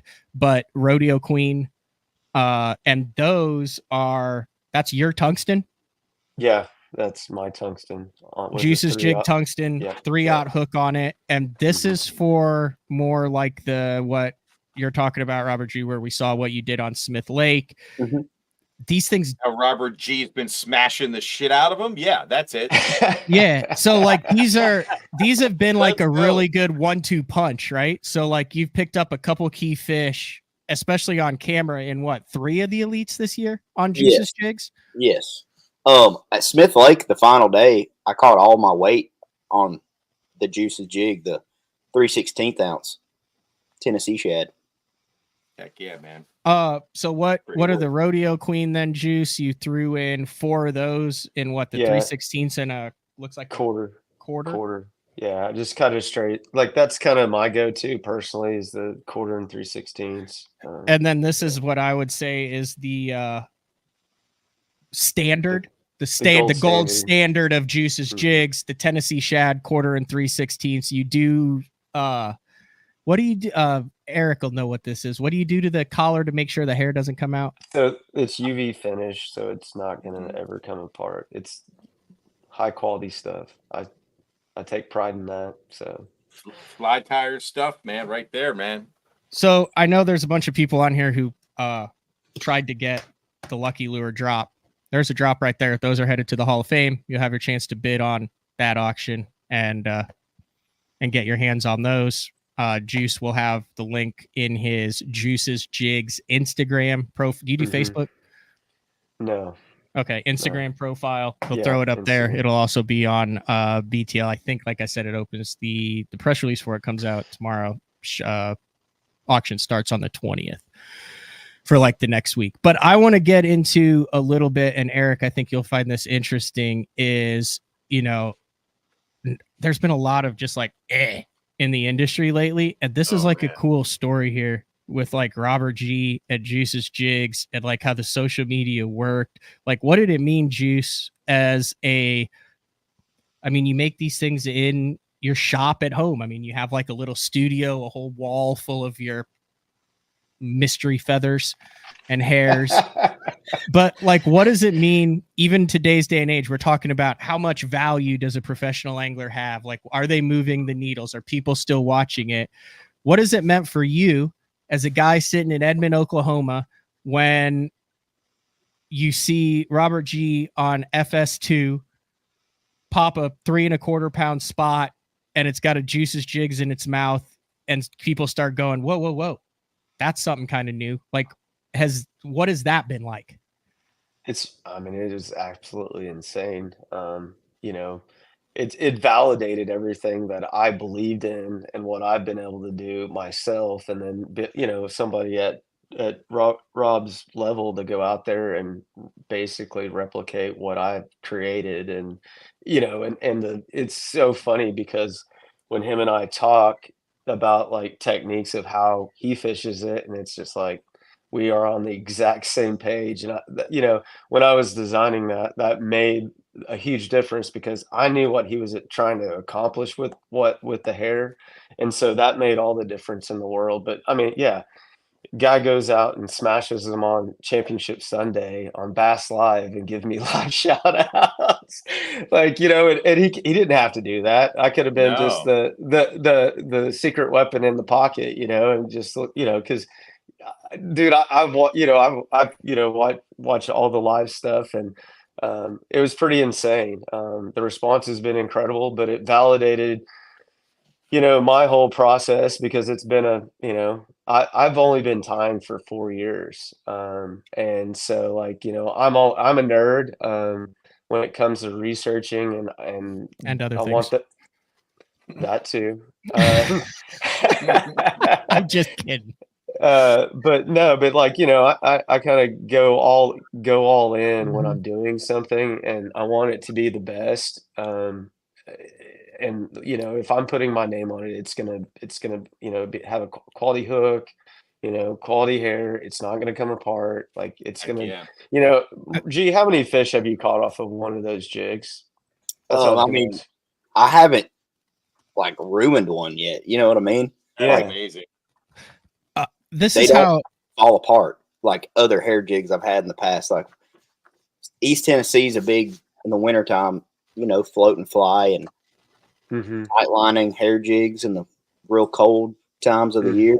And I mean, people have tied them with like bear hair and all that, but like you have to have like 10 or 12 of them when you're going fishing because you'll catch 2 or 3 and they'll fall apart. You know what I'm saying? But like none of these have even came apart at all. Yeah. That's awesome. this is how ate up Robert and Eric that Juice is with me. I get a text at 11:42 last night, and it's like a picture of 8 jigs, and I said it's midnight. Go to blank sleep. I said, but those are cool. And then he sends me another picture of them, and I said, seriously, dude, I'm trying to go to sleep. And he's texting me pictures of these little nuances and changes he's doing at midnight with it. So that's fantastic. I will say this, no doubt. and then I'll let you go, Juice. I know you're at work. And you better work hard because this is Robert G's. I don't know. I don't know if you've seen this here, but I mean, I see a 4th there to kick things off, but then I see a 2nd, a 3rd, a 2nd. See a Bassmaster Classic qualification in the rookie season. I see a lot of time on Bassmaster Live. I see him on. He's been on every podcast over the last 2 months. Everyone's asking him about this hair. I think you're gonna have to open up your pocketbook in 25, Juice. We'll get there, buddy. I promise. So, but I mean, I'm just saying, I could see a Tennessee shad. Now, hear me out on this, or rodeo queen. I think Robert would probably rather go with Tennessee shad and a lot less purple and chartreuse in it. Now, this is kind of shaped like a bass boat. Could you imagine a wrap of a Juice's jigs that starts at the front of the trolling motor and then feathers out on the back of it with that logo there on the back? dirty. I'm just saying, But there's been some cool wraps out there, but there's never been a hair jig wrap. That is true. Yeah, that is Supply and true. demand, man. Handmade. There's limited supply, man. So who's got the power? I don't know, man. I'm listening to this, Pat. It's interesting. If I could clone myself about 10 or 12 times, and get the same quality, like I'd be all in on this deal. But like that's the biggest thing for me, guys. And G and I have had real conversations. We know where we're at, and we're gonna grow. We're gonna grow this thing and do it the right way, and we're gonna grow together, man. And I'm along for the ride. I'm a character guy, and for me to put my name on somebody, I couldn't have gotten any luckier to work with him, and that means a lot to me. So, and because I'm apprehensive about getting some of the messages I get. I'm just like, I don't know if I want to work with him. But seriously though, like you've gotten how many would you say when this thing blew up, like 150, 200 requests in a day? Oh, dude, it was more than that. It was like over 200 one day, and then there was 170 one day, and it just like kept happening. It literally, it was on like, because I try to shut down after church on Sundays, like just and kind of hang out with the fam and not tie. And for a little coaches bit. soccer, and coaches flag football, and coaches t-ball, and fishes, and ties them. He's the only one he is meticulous about tying them, and grills. Like, I mean, you got a lot going on. Yeah. And so like, there was one Sunday though, we were just sitting out on the patio and just kind of taking it easy, and my phone just kept going off, and I was like, holy crap. And so it took me like 2 hours because I want to respond to people. I don't want to be that guy. Like somebody that wants to support what I'm doing. Like, I'm going to let you know that, hey, this is my real job. And I will, we're not doing custom orders and waiting lines. So I just got to do what I have to do right now. If you don't have Instagram or any of that stuff and you want to know, Juice does do drops through Lucky Lure Tackle. Currently right now so they'll have like stuff out on that. But like I said, the main purpose of the show is you can get your hands on a dozen. What are these? Are like $15 jigs, and it's like a $20 so that's like, box. Just retail. I mean, it's like a $200 box retail. So, but I mean, you can't get them. No. So that adds, like, how much value does that add, Eric? That adds a lot of value. A ton, man. Scarcity adds value. I mean, think about it, right? You got a championship derby coming up in the fall, and that's going to be in play. There's only one box available in the country. The other one's in Robert G's, but you ain't getting in that one. So, go to the Hall of Fame and bid your ass off is all I got to say. Or get on the Bass Fishing HOF website once the That's what I'm saying. Site drops on the 20th. What's the most you've ever spent on an unobtainable lure, Robert G? Like, what's the most you've just been like, need it, don't care, whipping out the credit card? I would say probably in the 200s. I would say. Can you say what it was? I mean, I've definitely spent over $200 on several glide baits, and I have spent like upwards of $80 on rattle traps and crankbaits. But other than that, I don't know if I've spent that much on lures. I mean, I have this year I've spent a lot of money on particular baits in the thousands at one time, I'm not going to go into what they were, but yeah, no, that's fine. That's fine. Exactly. Secret sauce. Juice, I'm gonna let you go. I know that you basically took a early lunch break for this and then sat backstage for a while. You got a busy day in the office, so yeah, man. Can you stick around for a minute, Robert? Oh yeah. Yeah, right, I got a shameless plug. Everybody needs to check out my tungsten jig heads at luckyluretackle.com and go get you some. It's high quality stuff. I spent probably a year and a half, finding the right source for some quality tungsten with a good hook on them. So we've got them in resin, 16th through a quarter in resin, and then the traditional round ball tungsten. It's I believe it's 16th to a half. So in there. So nice. Yeah. So we'll be getting them out to other tackle stores in the next couple of months. I'm just trying to manage the timing and everything. So every time what's the hook in it? It's a mustad. Okay, cool. 3-aught and all that. Every time his 5-year-old acts up, he threatens that he's going to send him to go work with the other kids in his tungsten mine. Jeez. Oh, geez. That's funny, man. I tell you what, that tungsten's not going to mine itself. Well, hey, thanks again for having me on, and you guys have a good one. All right, thanks, Jarrett. Appreciate it. Man. Go Vols. Go Vols, Juice. Boomer, baby.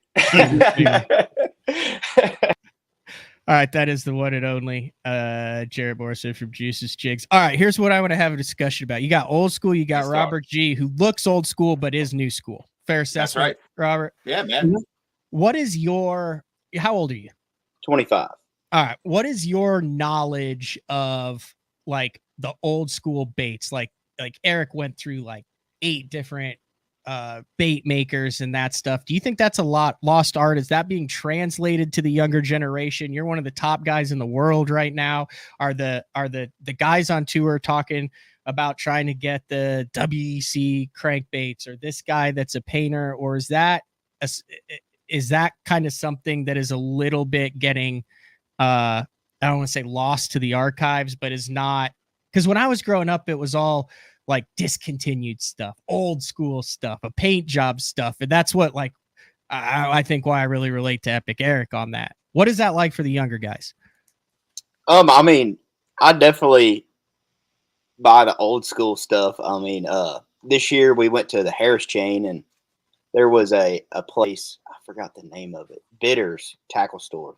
And they had they had an old school room. It was like they had every crankbait and rattle trap and hard bait you could think of that's discontinued in there. It was unbelievable in every color. So me and Logan Parks definitely went in there and spent, a couple $100 just on stuff that we could never find, or if you did find it, it's $150 on eBay. But I love the old school crankbaits. I'm from East Tennessee, so oh my gosh, we've got middle of it. Yeah, we've got a lot of great crankbait makers around here and still make them. And I've got my hands on a few of the original handcrafted ones. And, but I mean, I like the discontinued stuff, you know, like I have several boxes in the back of my truck. I would really like whenever I run out, I'm going to be sad of baits that I use. And I've caught fish this year on the Elite Series that are discontinued. So you fish them. Cool. You don't stick them on the wall. No. You use them. No, man. I use them. Whenever I find them, I buy more of them and have like a big stash of them. That's my jam right there, man. I'm all about it. I love the discontinued baits, whether they're plastic or balsa, and the ones I like, I fish and I cash checks on. I fish regionally, local, and team tournament mostly, but and there's a reason I like them. You know, I know the bait, I know how they operate, I know how they're made, and there's some subtle differences. And if you believe they matter, you fish them harder. That's and swim baits too. Like I have a lot of discontinued swim baits, a stack of them. Soft plastic or hard baits? Soft plastic swim baits. Okay. Like the old Bastrix and the Zoom swimmers and all those. Sure.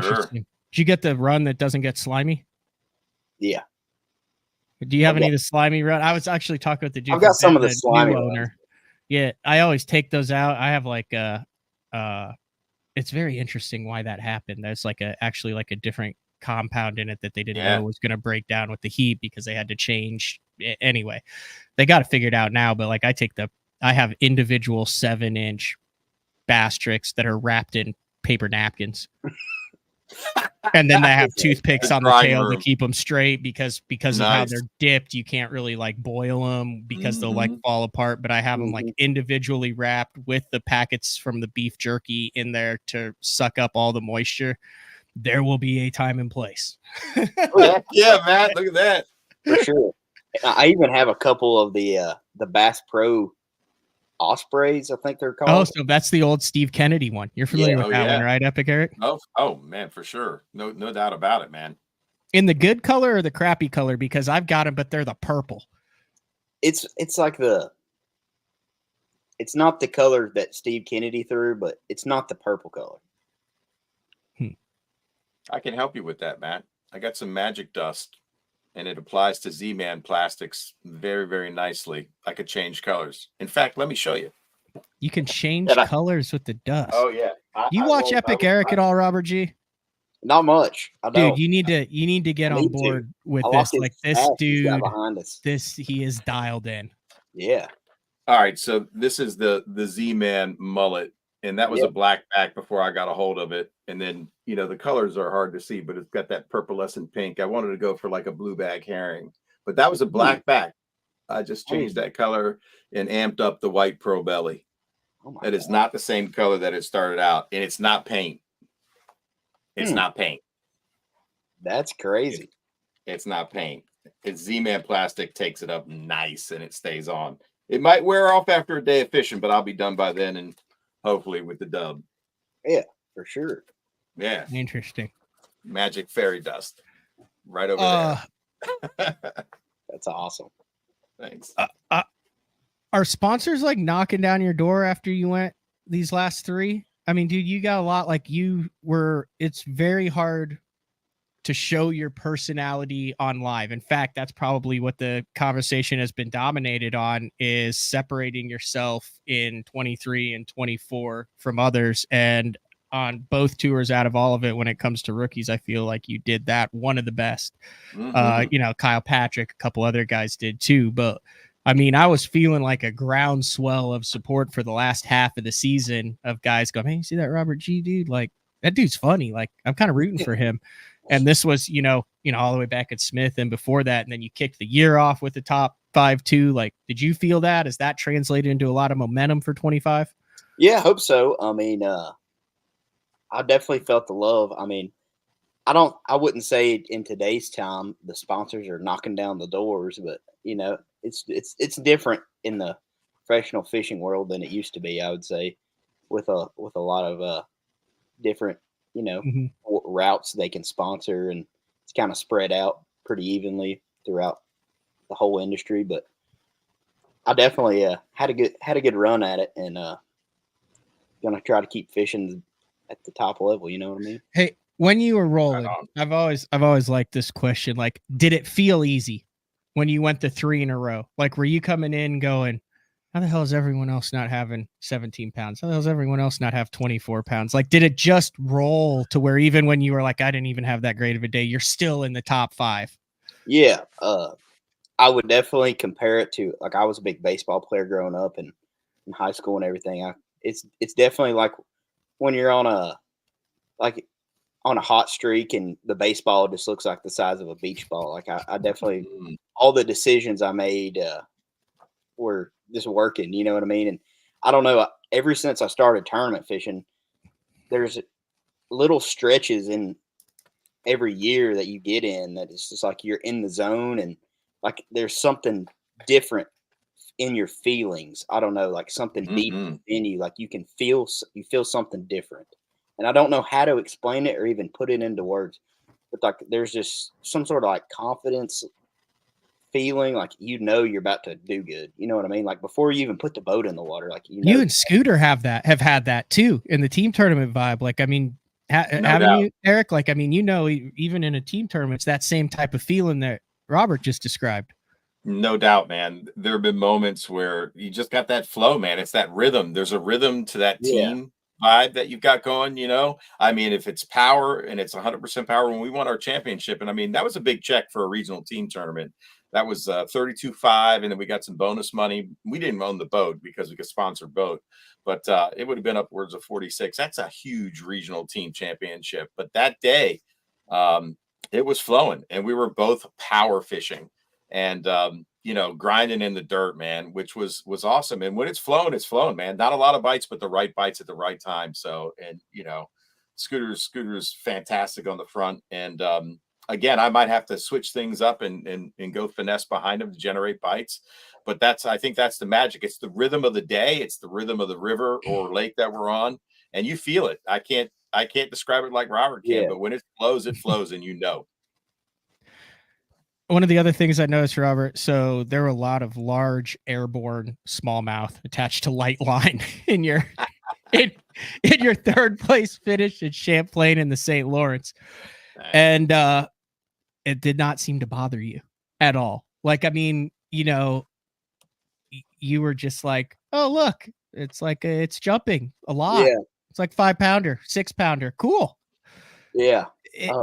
Does that go along with what you just described, or like on the inside were you like, dear God, just please stop doing this?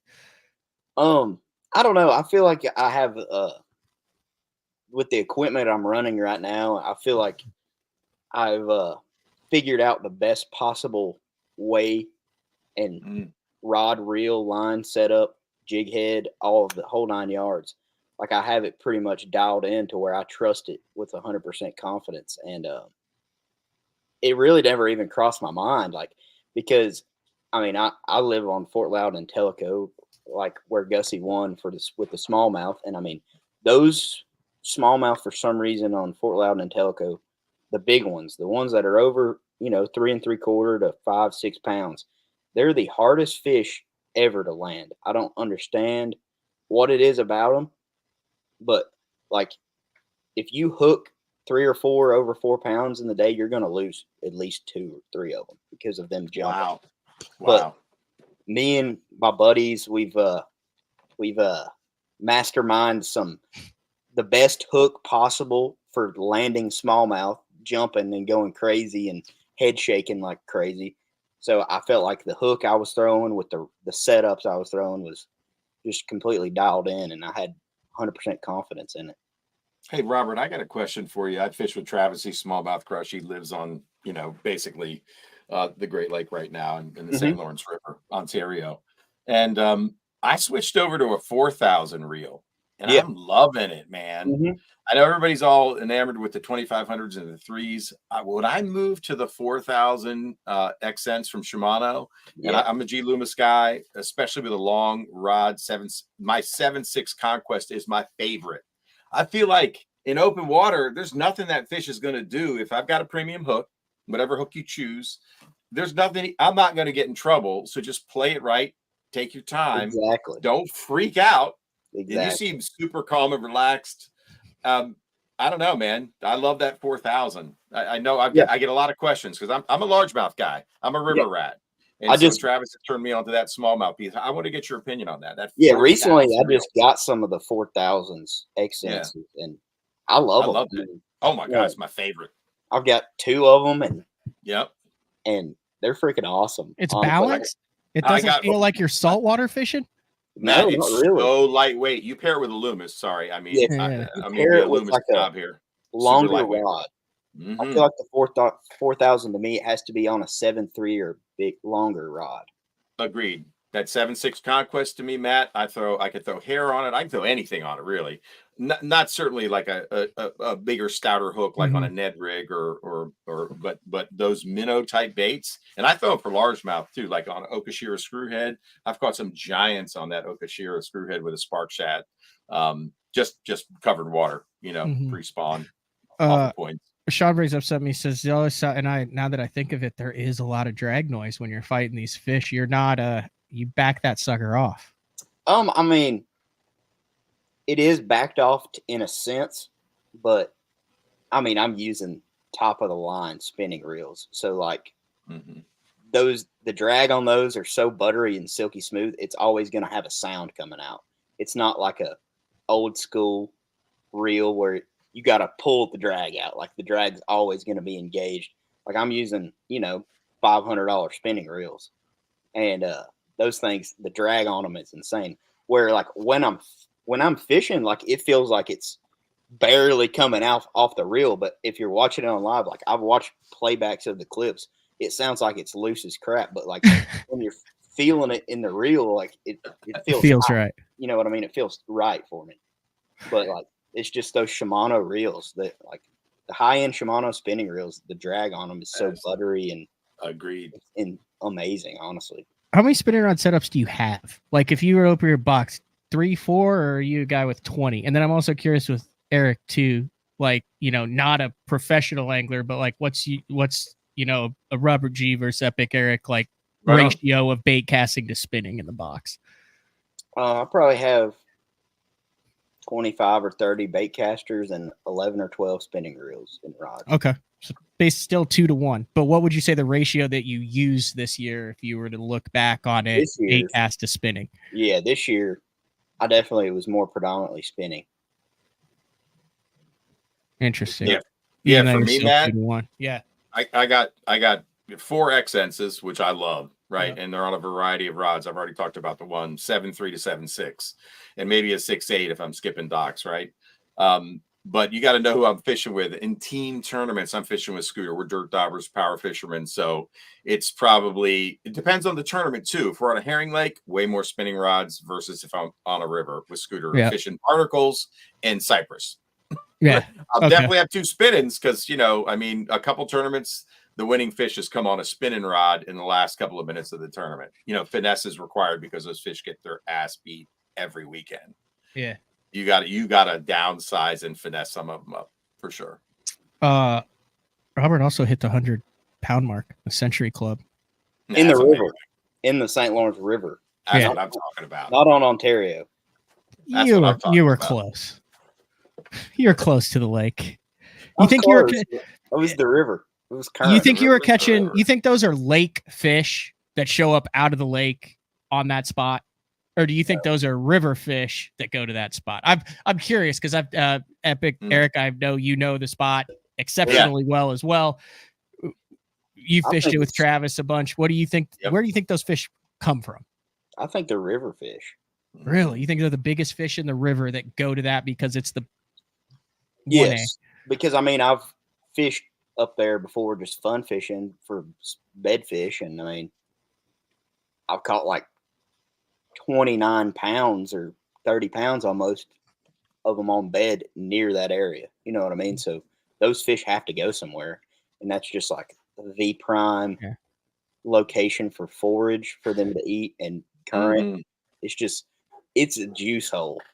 Pretty much. It is. And obviously making sure you know the 25 schedule is out with information.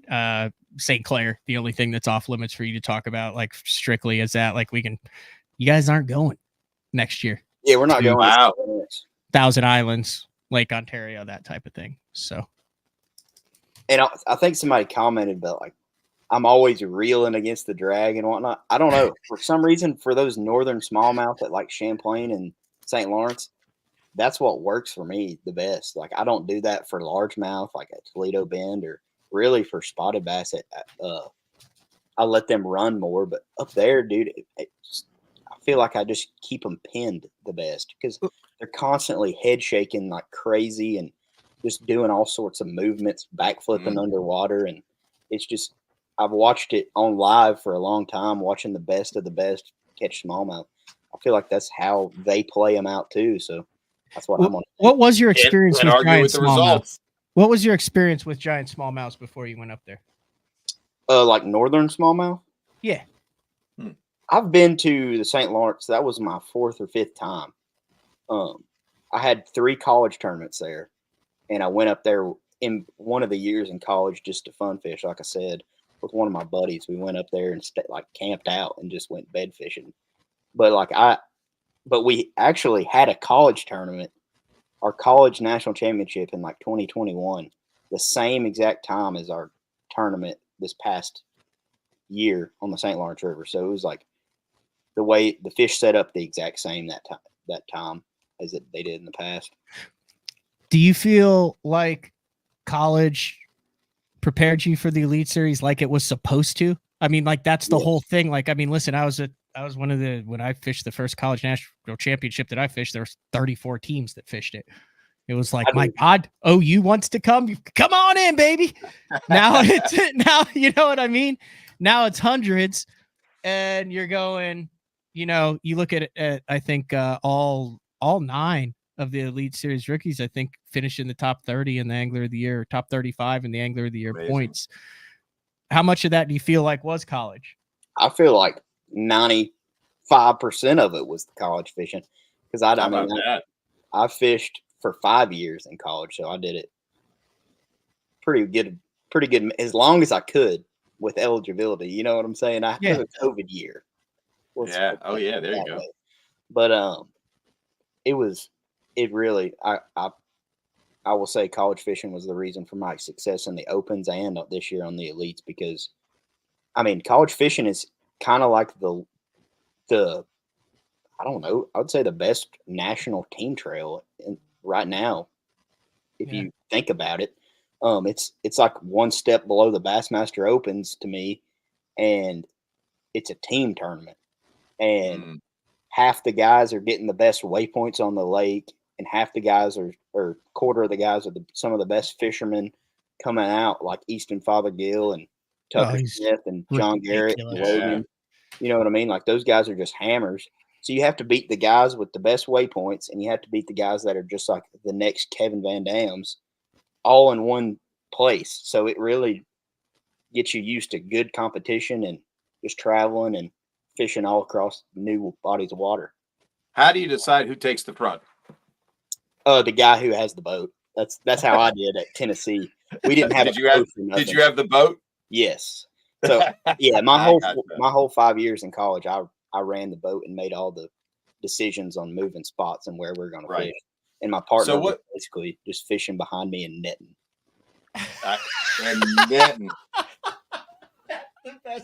That's the best soundbite in BTL this year. Mark it.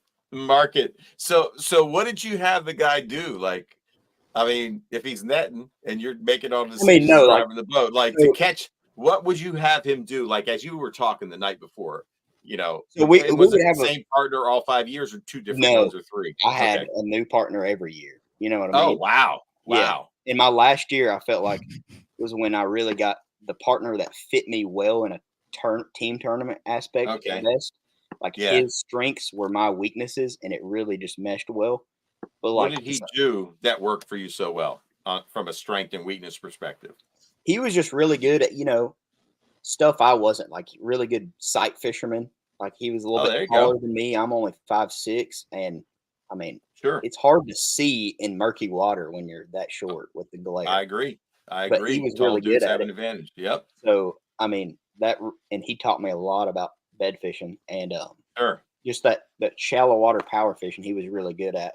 And I was more of the deep water, strength guy, Tennessee River ledge fisherman guy. Okay. And that really meshed well when we were attacking a body of water. But besides that, like earlier in my career in college, it was a lot like I was fishing that tournament like I would fish a Bassmaster Open.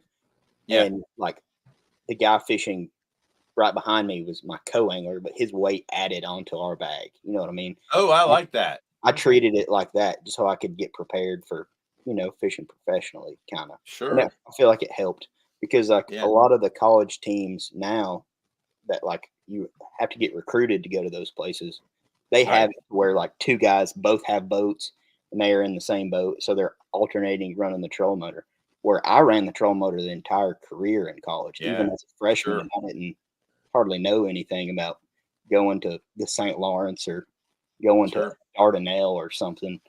And it really just helped me make decisions on new bodies of water and places I've never seen before that felt like it was the right decision for me instead of going on what someone told me. Like, you know what I mean? Mm-hmm. Sure. That's really good stuff. I have one more smallmouth question. I've been over here while you guys have been talking. So hook set on the smallmouth. You'll back me up on this, I think, Eric. If you're not used to it. So I look at some of the best ones. I want to look at two right here, and I want to get your opinion on it here. So like here's Polinick from a lot of years ago. Okay. But like watch the verticalness of the hook set on the smallmouth. And we talk about keeping reeling. Two of the best guys to do it. Watch it how high he is with that, and then reel, like he high sticks it, which I thought was interesting. And I've always made fun of Travis for this, but he's caught thousands of smallmouth too. And this is, you just catch the tail end of this, but watch this hook set here. Oh yeah. Nice sunset. Cool. Watch, you see how he got high like that on that, and he like high sticked it too. So like a lot of the smallmouth guys, high stick, vertical, keep reeling, way out of position. Have you noticed that, Eric? I have.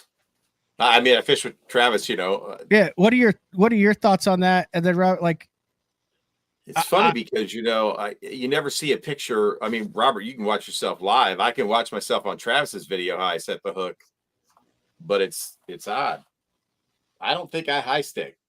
I know I lean into him. I know I vertical.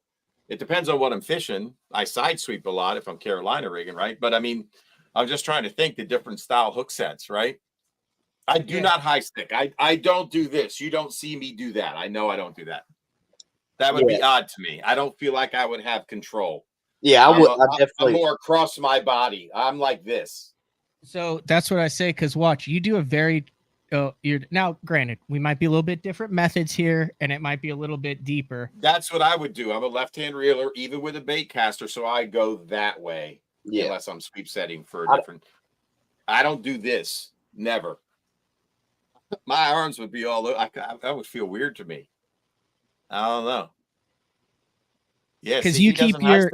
That's what I was gonna say. You keep your whole body compact, whereas a lot of the smallmouth guys are like all over the place. It's just weird to me, right? Because to me, like rods, I mean, think about it. If I'm trying to high stick, I think that rod would go this way or that way, and to me, you're losing your power. If I'm locked in, it's all direct transfer to the rod. That's just my personal opinion. This is where he's just like, this is where he's like, oh, it's another 8.5 pound smallmouth, another lake record. His signature is, man, when he passed. But you just are so mellow with it. Like was talking to the camera and stuff. Like it was not. I think that helps. Impressive. Honestly, I see guys freak out, panic, get hurried. And you know what? You're a cool customer. I mean, I'm the same way. I've landed some big fishing tournaments, and my partners freak out with the net. Freak out. I'm just like, dude, chill out. There's nothing here. Like I was flat siding in a tournament, Robert. We had been down this bank. I begged my team partner, like he's running the boats, Mike Piccolo on the upper bay. And I'm like, dude, I don't care if 50 people went down this bank. They live here. They're pre-spawn. I guarantee you there's some fat females on this bank. Just take me to the bank. Literally, I throat weighted my balsa flat side so it suspends, right? I'm throwing a Craig Power CP3. 6 to 8 foot of water. They're always there. Didn't need scope. If you scoped them, you'd see them. Maybe you wouldn't. So I'm flat 6'8", and he is having a panic attack. This fish came out into deep water. Now I'm sitting over 15 to 20. I'm like, relax. I'm letting my rod do the work. I'm throwing it on 8-pound test, by the way, but it's 2 Gamakatsu number 5 bronze trebles that are fresh. That fish wasn't going anywhere. I saw how he was hooked. He jumped once, didn't throw the bait. Just took my time, man. And the fish was ready, just slid right into the net. No need to horse a fish. They're having a moment. But I've seen guys do this with their rods, freak out, and all. That's how you lose fish, in my opinion. For sure. You're cool as they come, man. I love the way you do it. For sure. Yeah. I feel like after watching that clip, whenever the smallmouth are taking a surge down towards the bottom, I let them run. But if they're swimming to the right or to the left, like horizontal in the water column, that's when I always have my reel going. Like I'm reeling against Keep them. that tension. Because for some reason I've seen that whenever I'm not reeling and they're swimming horizontally, their big head shakes, my hook will just pop out. You know what I mean? But if you keep that little pressure, if you keep that pressure on them, they're gonna stay pegged. That makes a lot of sense. So I remember, one of the first bilges that Chris did, he had Rick Clun on. And I think Chris was talking about how he was losing a lot of fish or had some issues with that. And Clun was talking about keeping the momentum of the hook point heading towards the boat. Yes. No, this is no BS. I had struggled for the last year and a half in the open before I listened to that. It was so bad, Eric and Robert, that when I hooked one in a tournament, my first thought, this is no BS, was, God, I hope it's not a big one. Oh my God. Like that's how screwed I was on it. Yeah, right. I get it. Something that I could crank and boat flip is poundage and weight in the boat, and something that I have to do a tug of war with, it was coming off.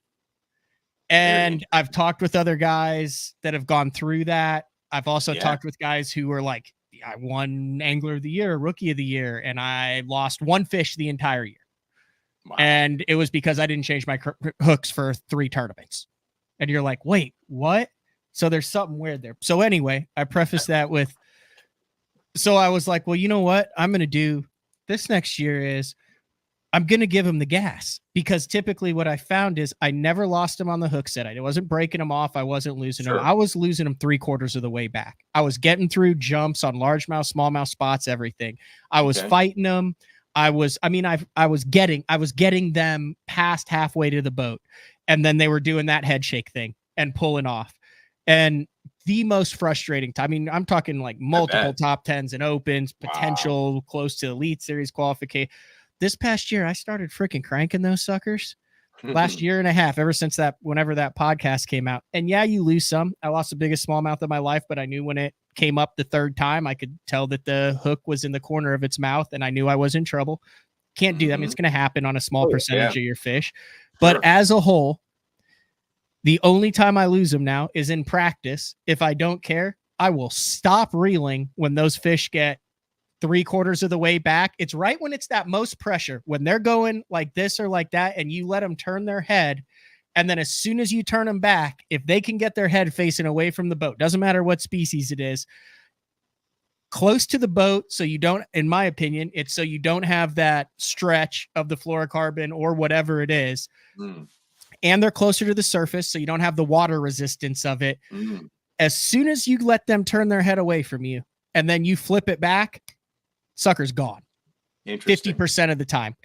Would you say that's a fair assessment, Robert? I agree, definitely.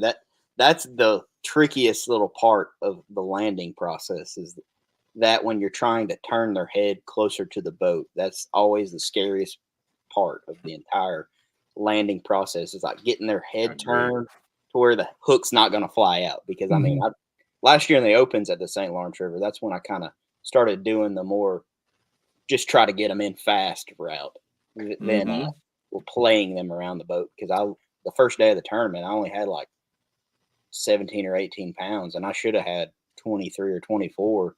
And I just lost them all at the boat, like literally almost being able to grab them just by turning their head and just like slowly fighting them around. And they would just do that like waller.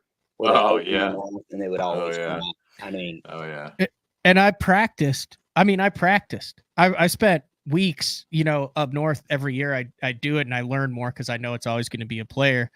But like I would have 8-pound test on and know I had a 4-pounder and I would just never stop. I would just get the thing, let it not winch it in, but keep it coming to the boat. But then when it got there, man, I practiced how much pressure can you put on these things. And after you boat flip a couple 3 3/4 pound smallmouth on either a drop shot hook or a minnow hook or something, and you're like, my God, I haven't lost any of the last 10 and I just boat flipped him. And this would have been a goat rope at the side of the boat in a tournament with me going, please, no, please, no, please, no. Oh, no. You're like, dude. And then you watch guys like Robert, you watch the guys who do this all the time. I mean, it's almost like the Kelly Jordan with the big bass. Why did he have so many big bass for so many years on the Elite Series? It's because he was the only one that was whale roping 8 to 10s at Fork every day. And when one came up, he didn't freaking lose his mind. Yeah. And it's the same thing with what I figured, especially with the spinning rod. And Robert, you're talking about reeling against the drag and keeping it. You can put way more heat on these fish, especially with the components and the quality, of the line and the rod and the reel combination and the actions of it than I think a lot of people realize. Agreed. And the hook, no doubt. All of it works. Yeah, I agree, man. Hook is a big factor in my opinion as well for smallmouth for sure. It's weird that how different style and just textured hooks allow you to lose more fish. You know what Explain. I'm saying? Like I feel like to me, in my opinion, this is just opinion based, that the black nickel hook lands smallmouth better than the coated hooks, if that makes sense. So all of the brands out here have the coated hook, the slicker hook, easier penetration, that type of thing. But in your experience, easier in, easier out. Yep. I mean, think about it, right? Yep. Fascinating. How important is the barb size? Because I know a couple finesse guys primarily, and especially even on the largemouth, especially when you start going with the rebarb hooks and Texas rig and worms. Like, are you conscious of the barb size of your hook at all? I'm not. I'm basically more conscious on how it's coated and how strong it is. Like a lot of guys with my setups for like jig head minnowing and stuff like that and drop shotting, I always try to get away with the heaviest gauge hook I can.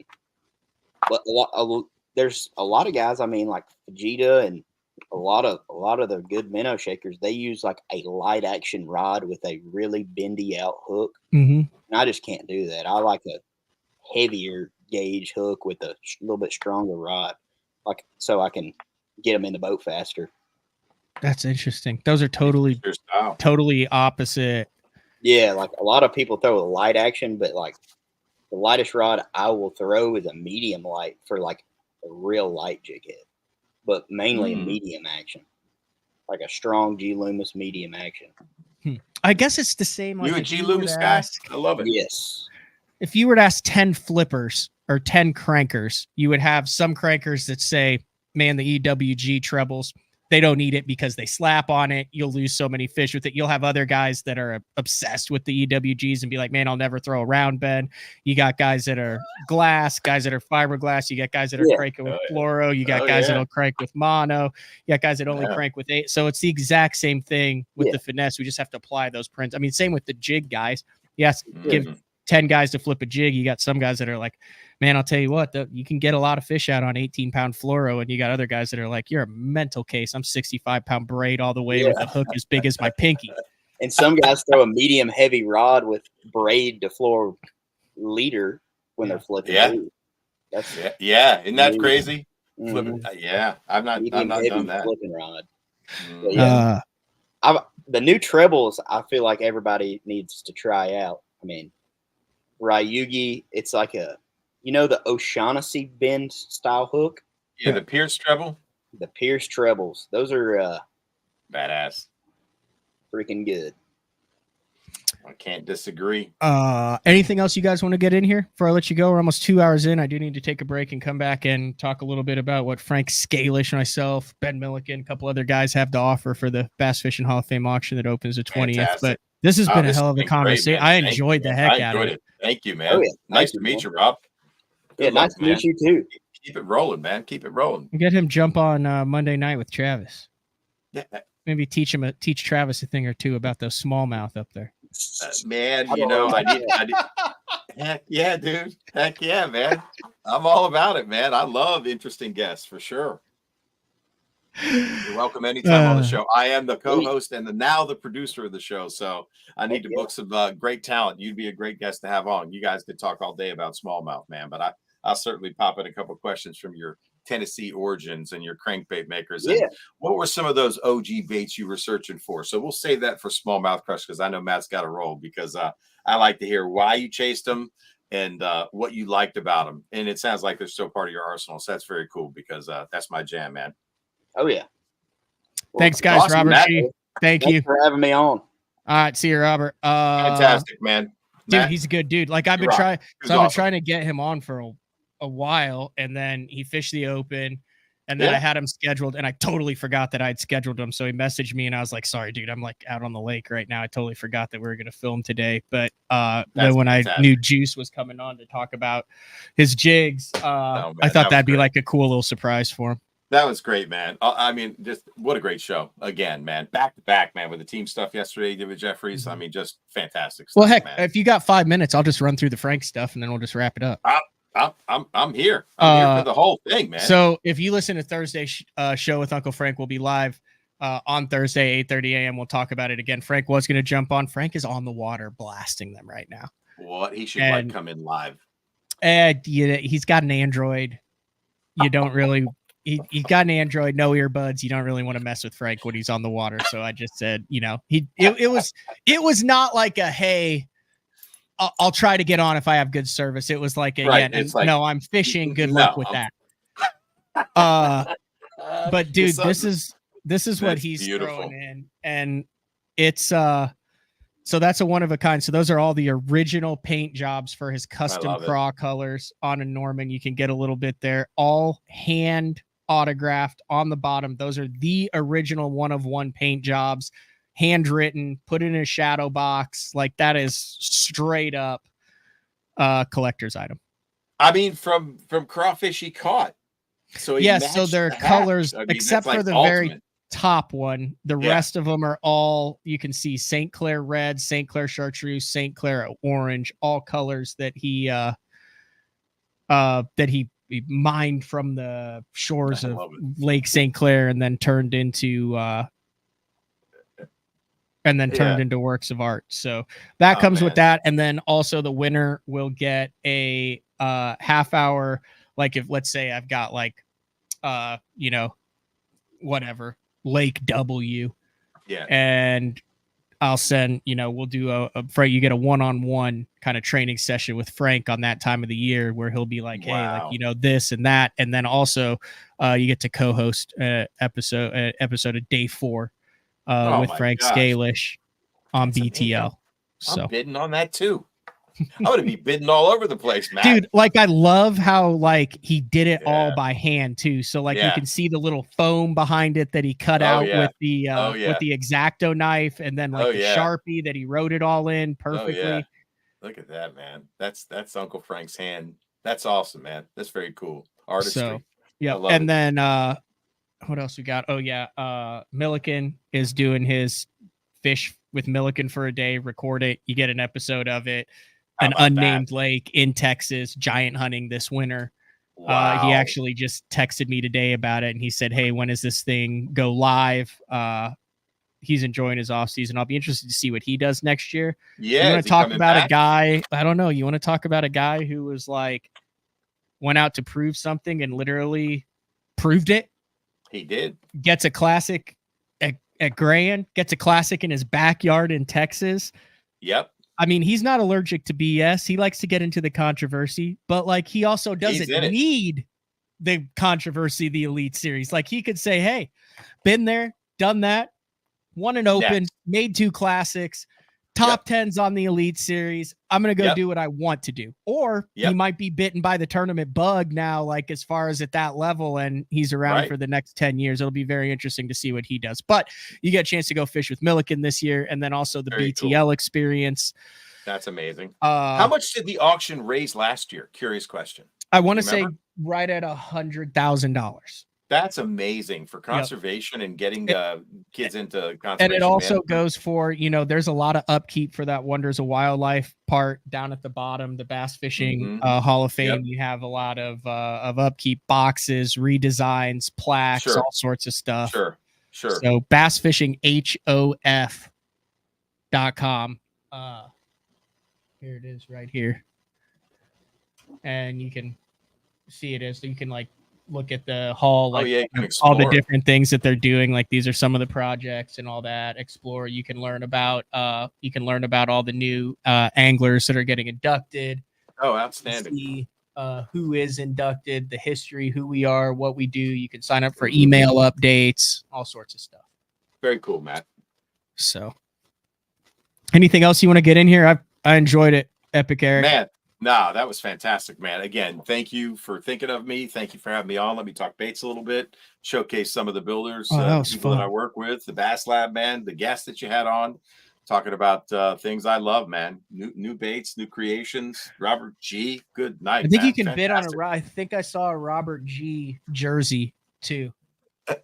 Nice. Yeah, you can bid on a Robert. So all these aren't super updated, but there's fishing trips with Matt Becker, Keith Carson at Bienville, Nick Hatfield, Howell, Lefebvre, Murray, Colby Shrump, Greg Vinson, Bobby Lane, Mark Rose, Brian Latimer, Dang. Jeremy Lawyer, Alan McGuckin, who worked for Dynamic. He's doing he's a awesome. youth trip with the kids out at Lake Skiatook that you can bid on. There's salmon trips. Luke Palmer, Dan Miguel from Great Lakes is doing a day of smallmouth fishing with all the Great Lakes stuff next year. That'd be a good one. Alton Jones on a private lake. All sorts of crazy. You could go fishing with Wally Marshall. What? It just doesn't get any better, man. And then you throw in big time. I mean, dude, I will say, I think the 3 Epic Eric Bass Lab boxes, though, when it comes to, I mean, I know there's some cool other tackle and stuff in here. When it comes to tackle and baits, right on. Dude, I think I'm looking at this. There's some really cool stuff, but as far as vintage, a lot of it's available things. Yeah. I think you got it. You took the cake right there on all 3 of the boxes. Cannot thank you enough. Thank you, man. John Pryor, Big M, Tacklecraft, and all the makers that some, they're late and great. So may they rest in peace, man. We're still throwing their balsa and keeping their legends alive. Are you out of town Monday or are you live on Monday? Live on Monday. On Smallmouth Monday night. Crush. What time is that? Yeah. That's going to be 8 p.m. Eastern every Monday night. Once a month, there's a private stream on Fixed TV, and then I pop around. I'll probably do an upcoming show with Baitman soon. I'm doing that tonight. Yeah, we've got a couple coming up on Bass After Dark, maybe in 25. We'll see. There's some select topics that I'm really passionate about and I'd love to talk about. So hopefully I can pop around the StreamYard stuff because I like to do that in the winter. Not a lot to do, man. So, you know what I mean? Keeps my fishing soul alive, man. Thanks, Epic Eric. Good stuff, Matt. I appreciate you, Matt. Thank you. Hey, we'll see you. Whoa, it was great. See ya. Thanks, everybody in the comments. Bad about that. I do that on the phone. I do that on the StreamYard. I have had multiple people that were like, "Hey, man, you're awesome. We appreciate it, but just let us finish our sentence before we cut you off or before you hang up the phone on us." I'll never stop talking, so you got to do it, man. All right, man. I'm out. Thank you, guys. Tight lines out there. Until next time, we'll see you on the water. Oh, that was so much smoother. All right. That was Epic Eric. We'll take a break. We're going to wrap things up. We'll talk about what we got going on the rest of the week. It is BTL on a Wednesday with Epic Eric from Epic Eric's Bass Lab and the Smallmouth Crush Show. Elite Series rookie Bassmaster Classic qualifier for top 10s this year. Robert G and Jarrett Morrison from Juice's Jigs, all talking about the 2024 Bass Fishing Hall of Fame auction, bassfishinghof.com. Info on how you can get more info on that also available. Link in the description of the YouTube channel. So we'll take our final break and we'll let everyone know what we got going on the rest of the week. BTL on a Wednesday.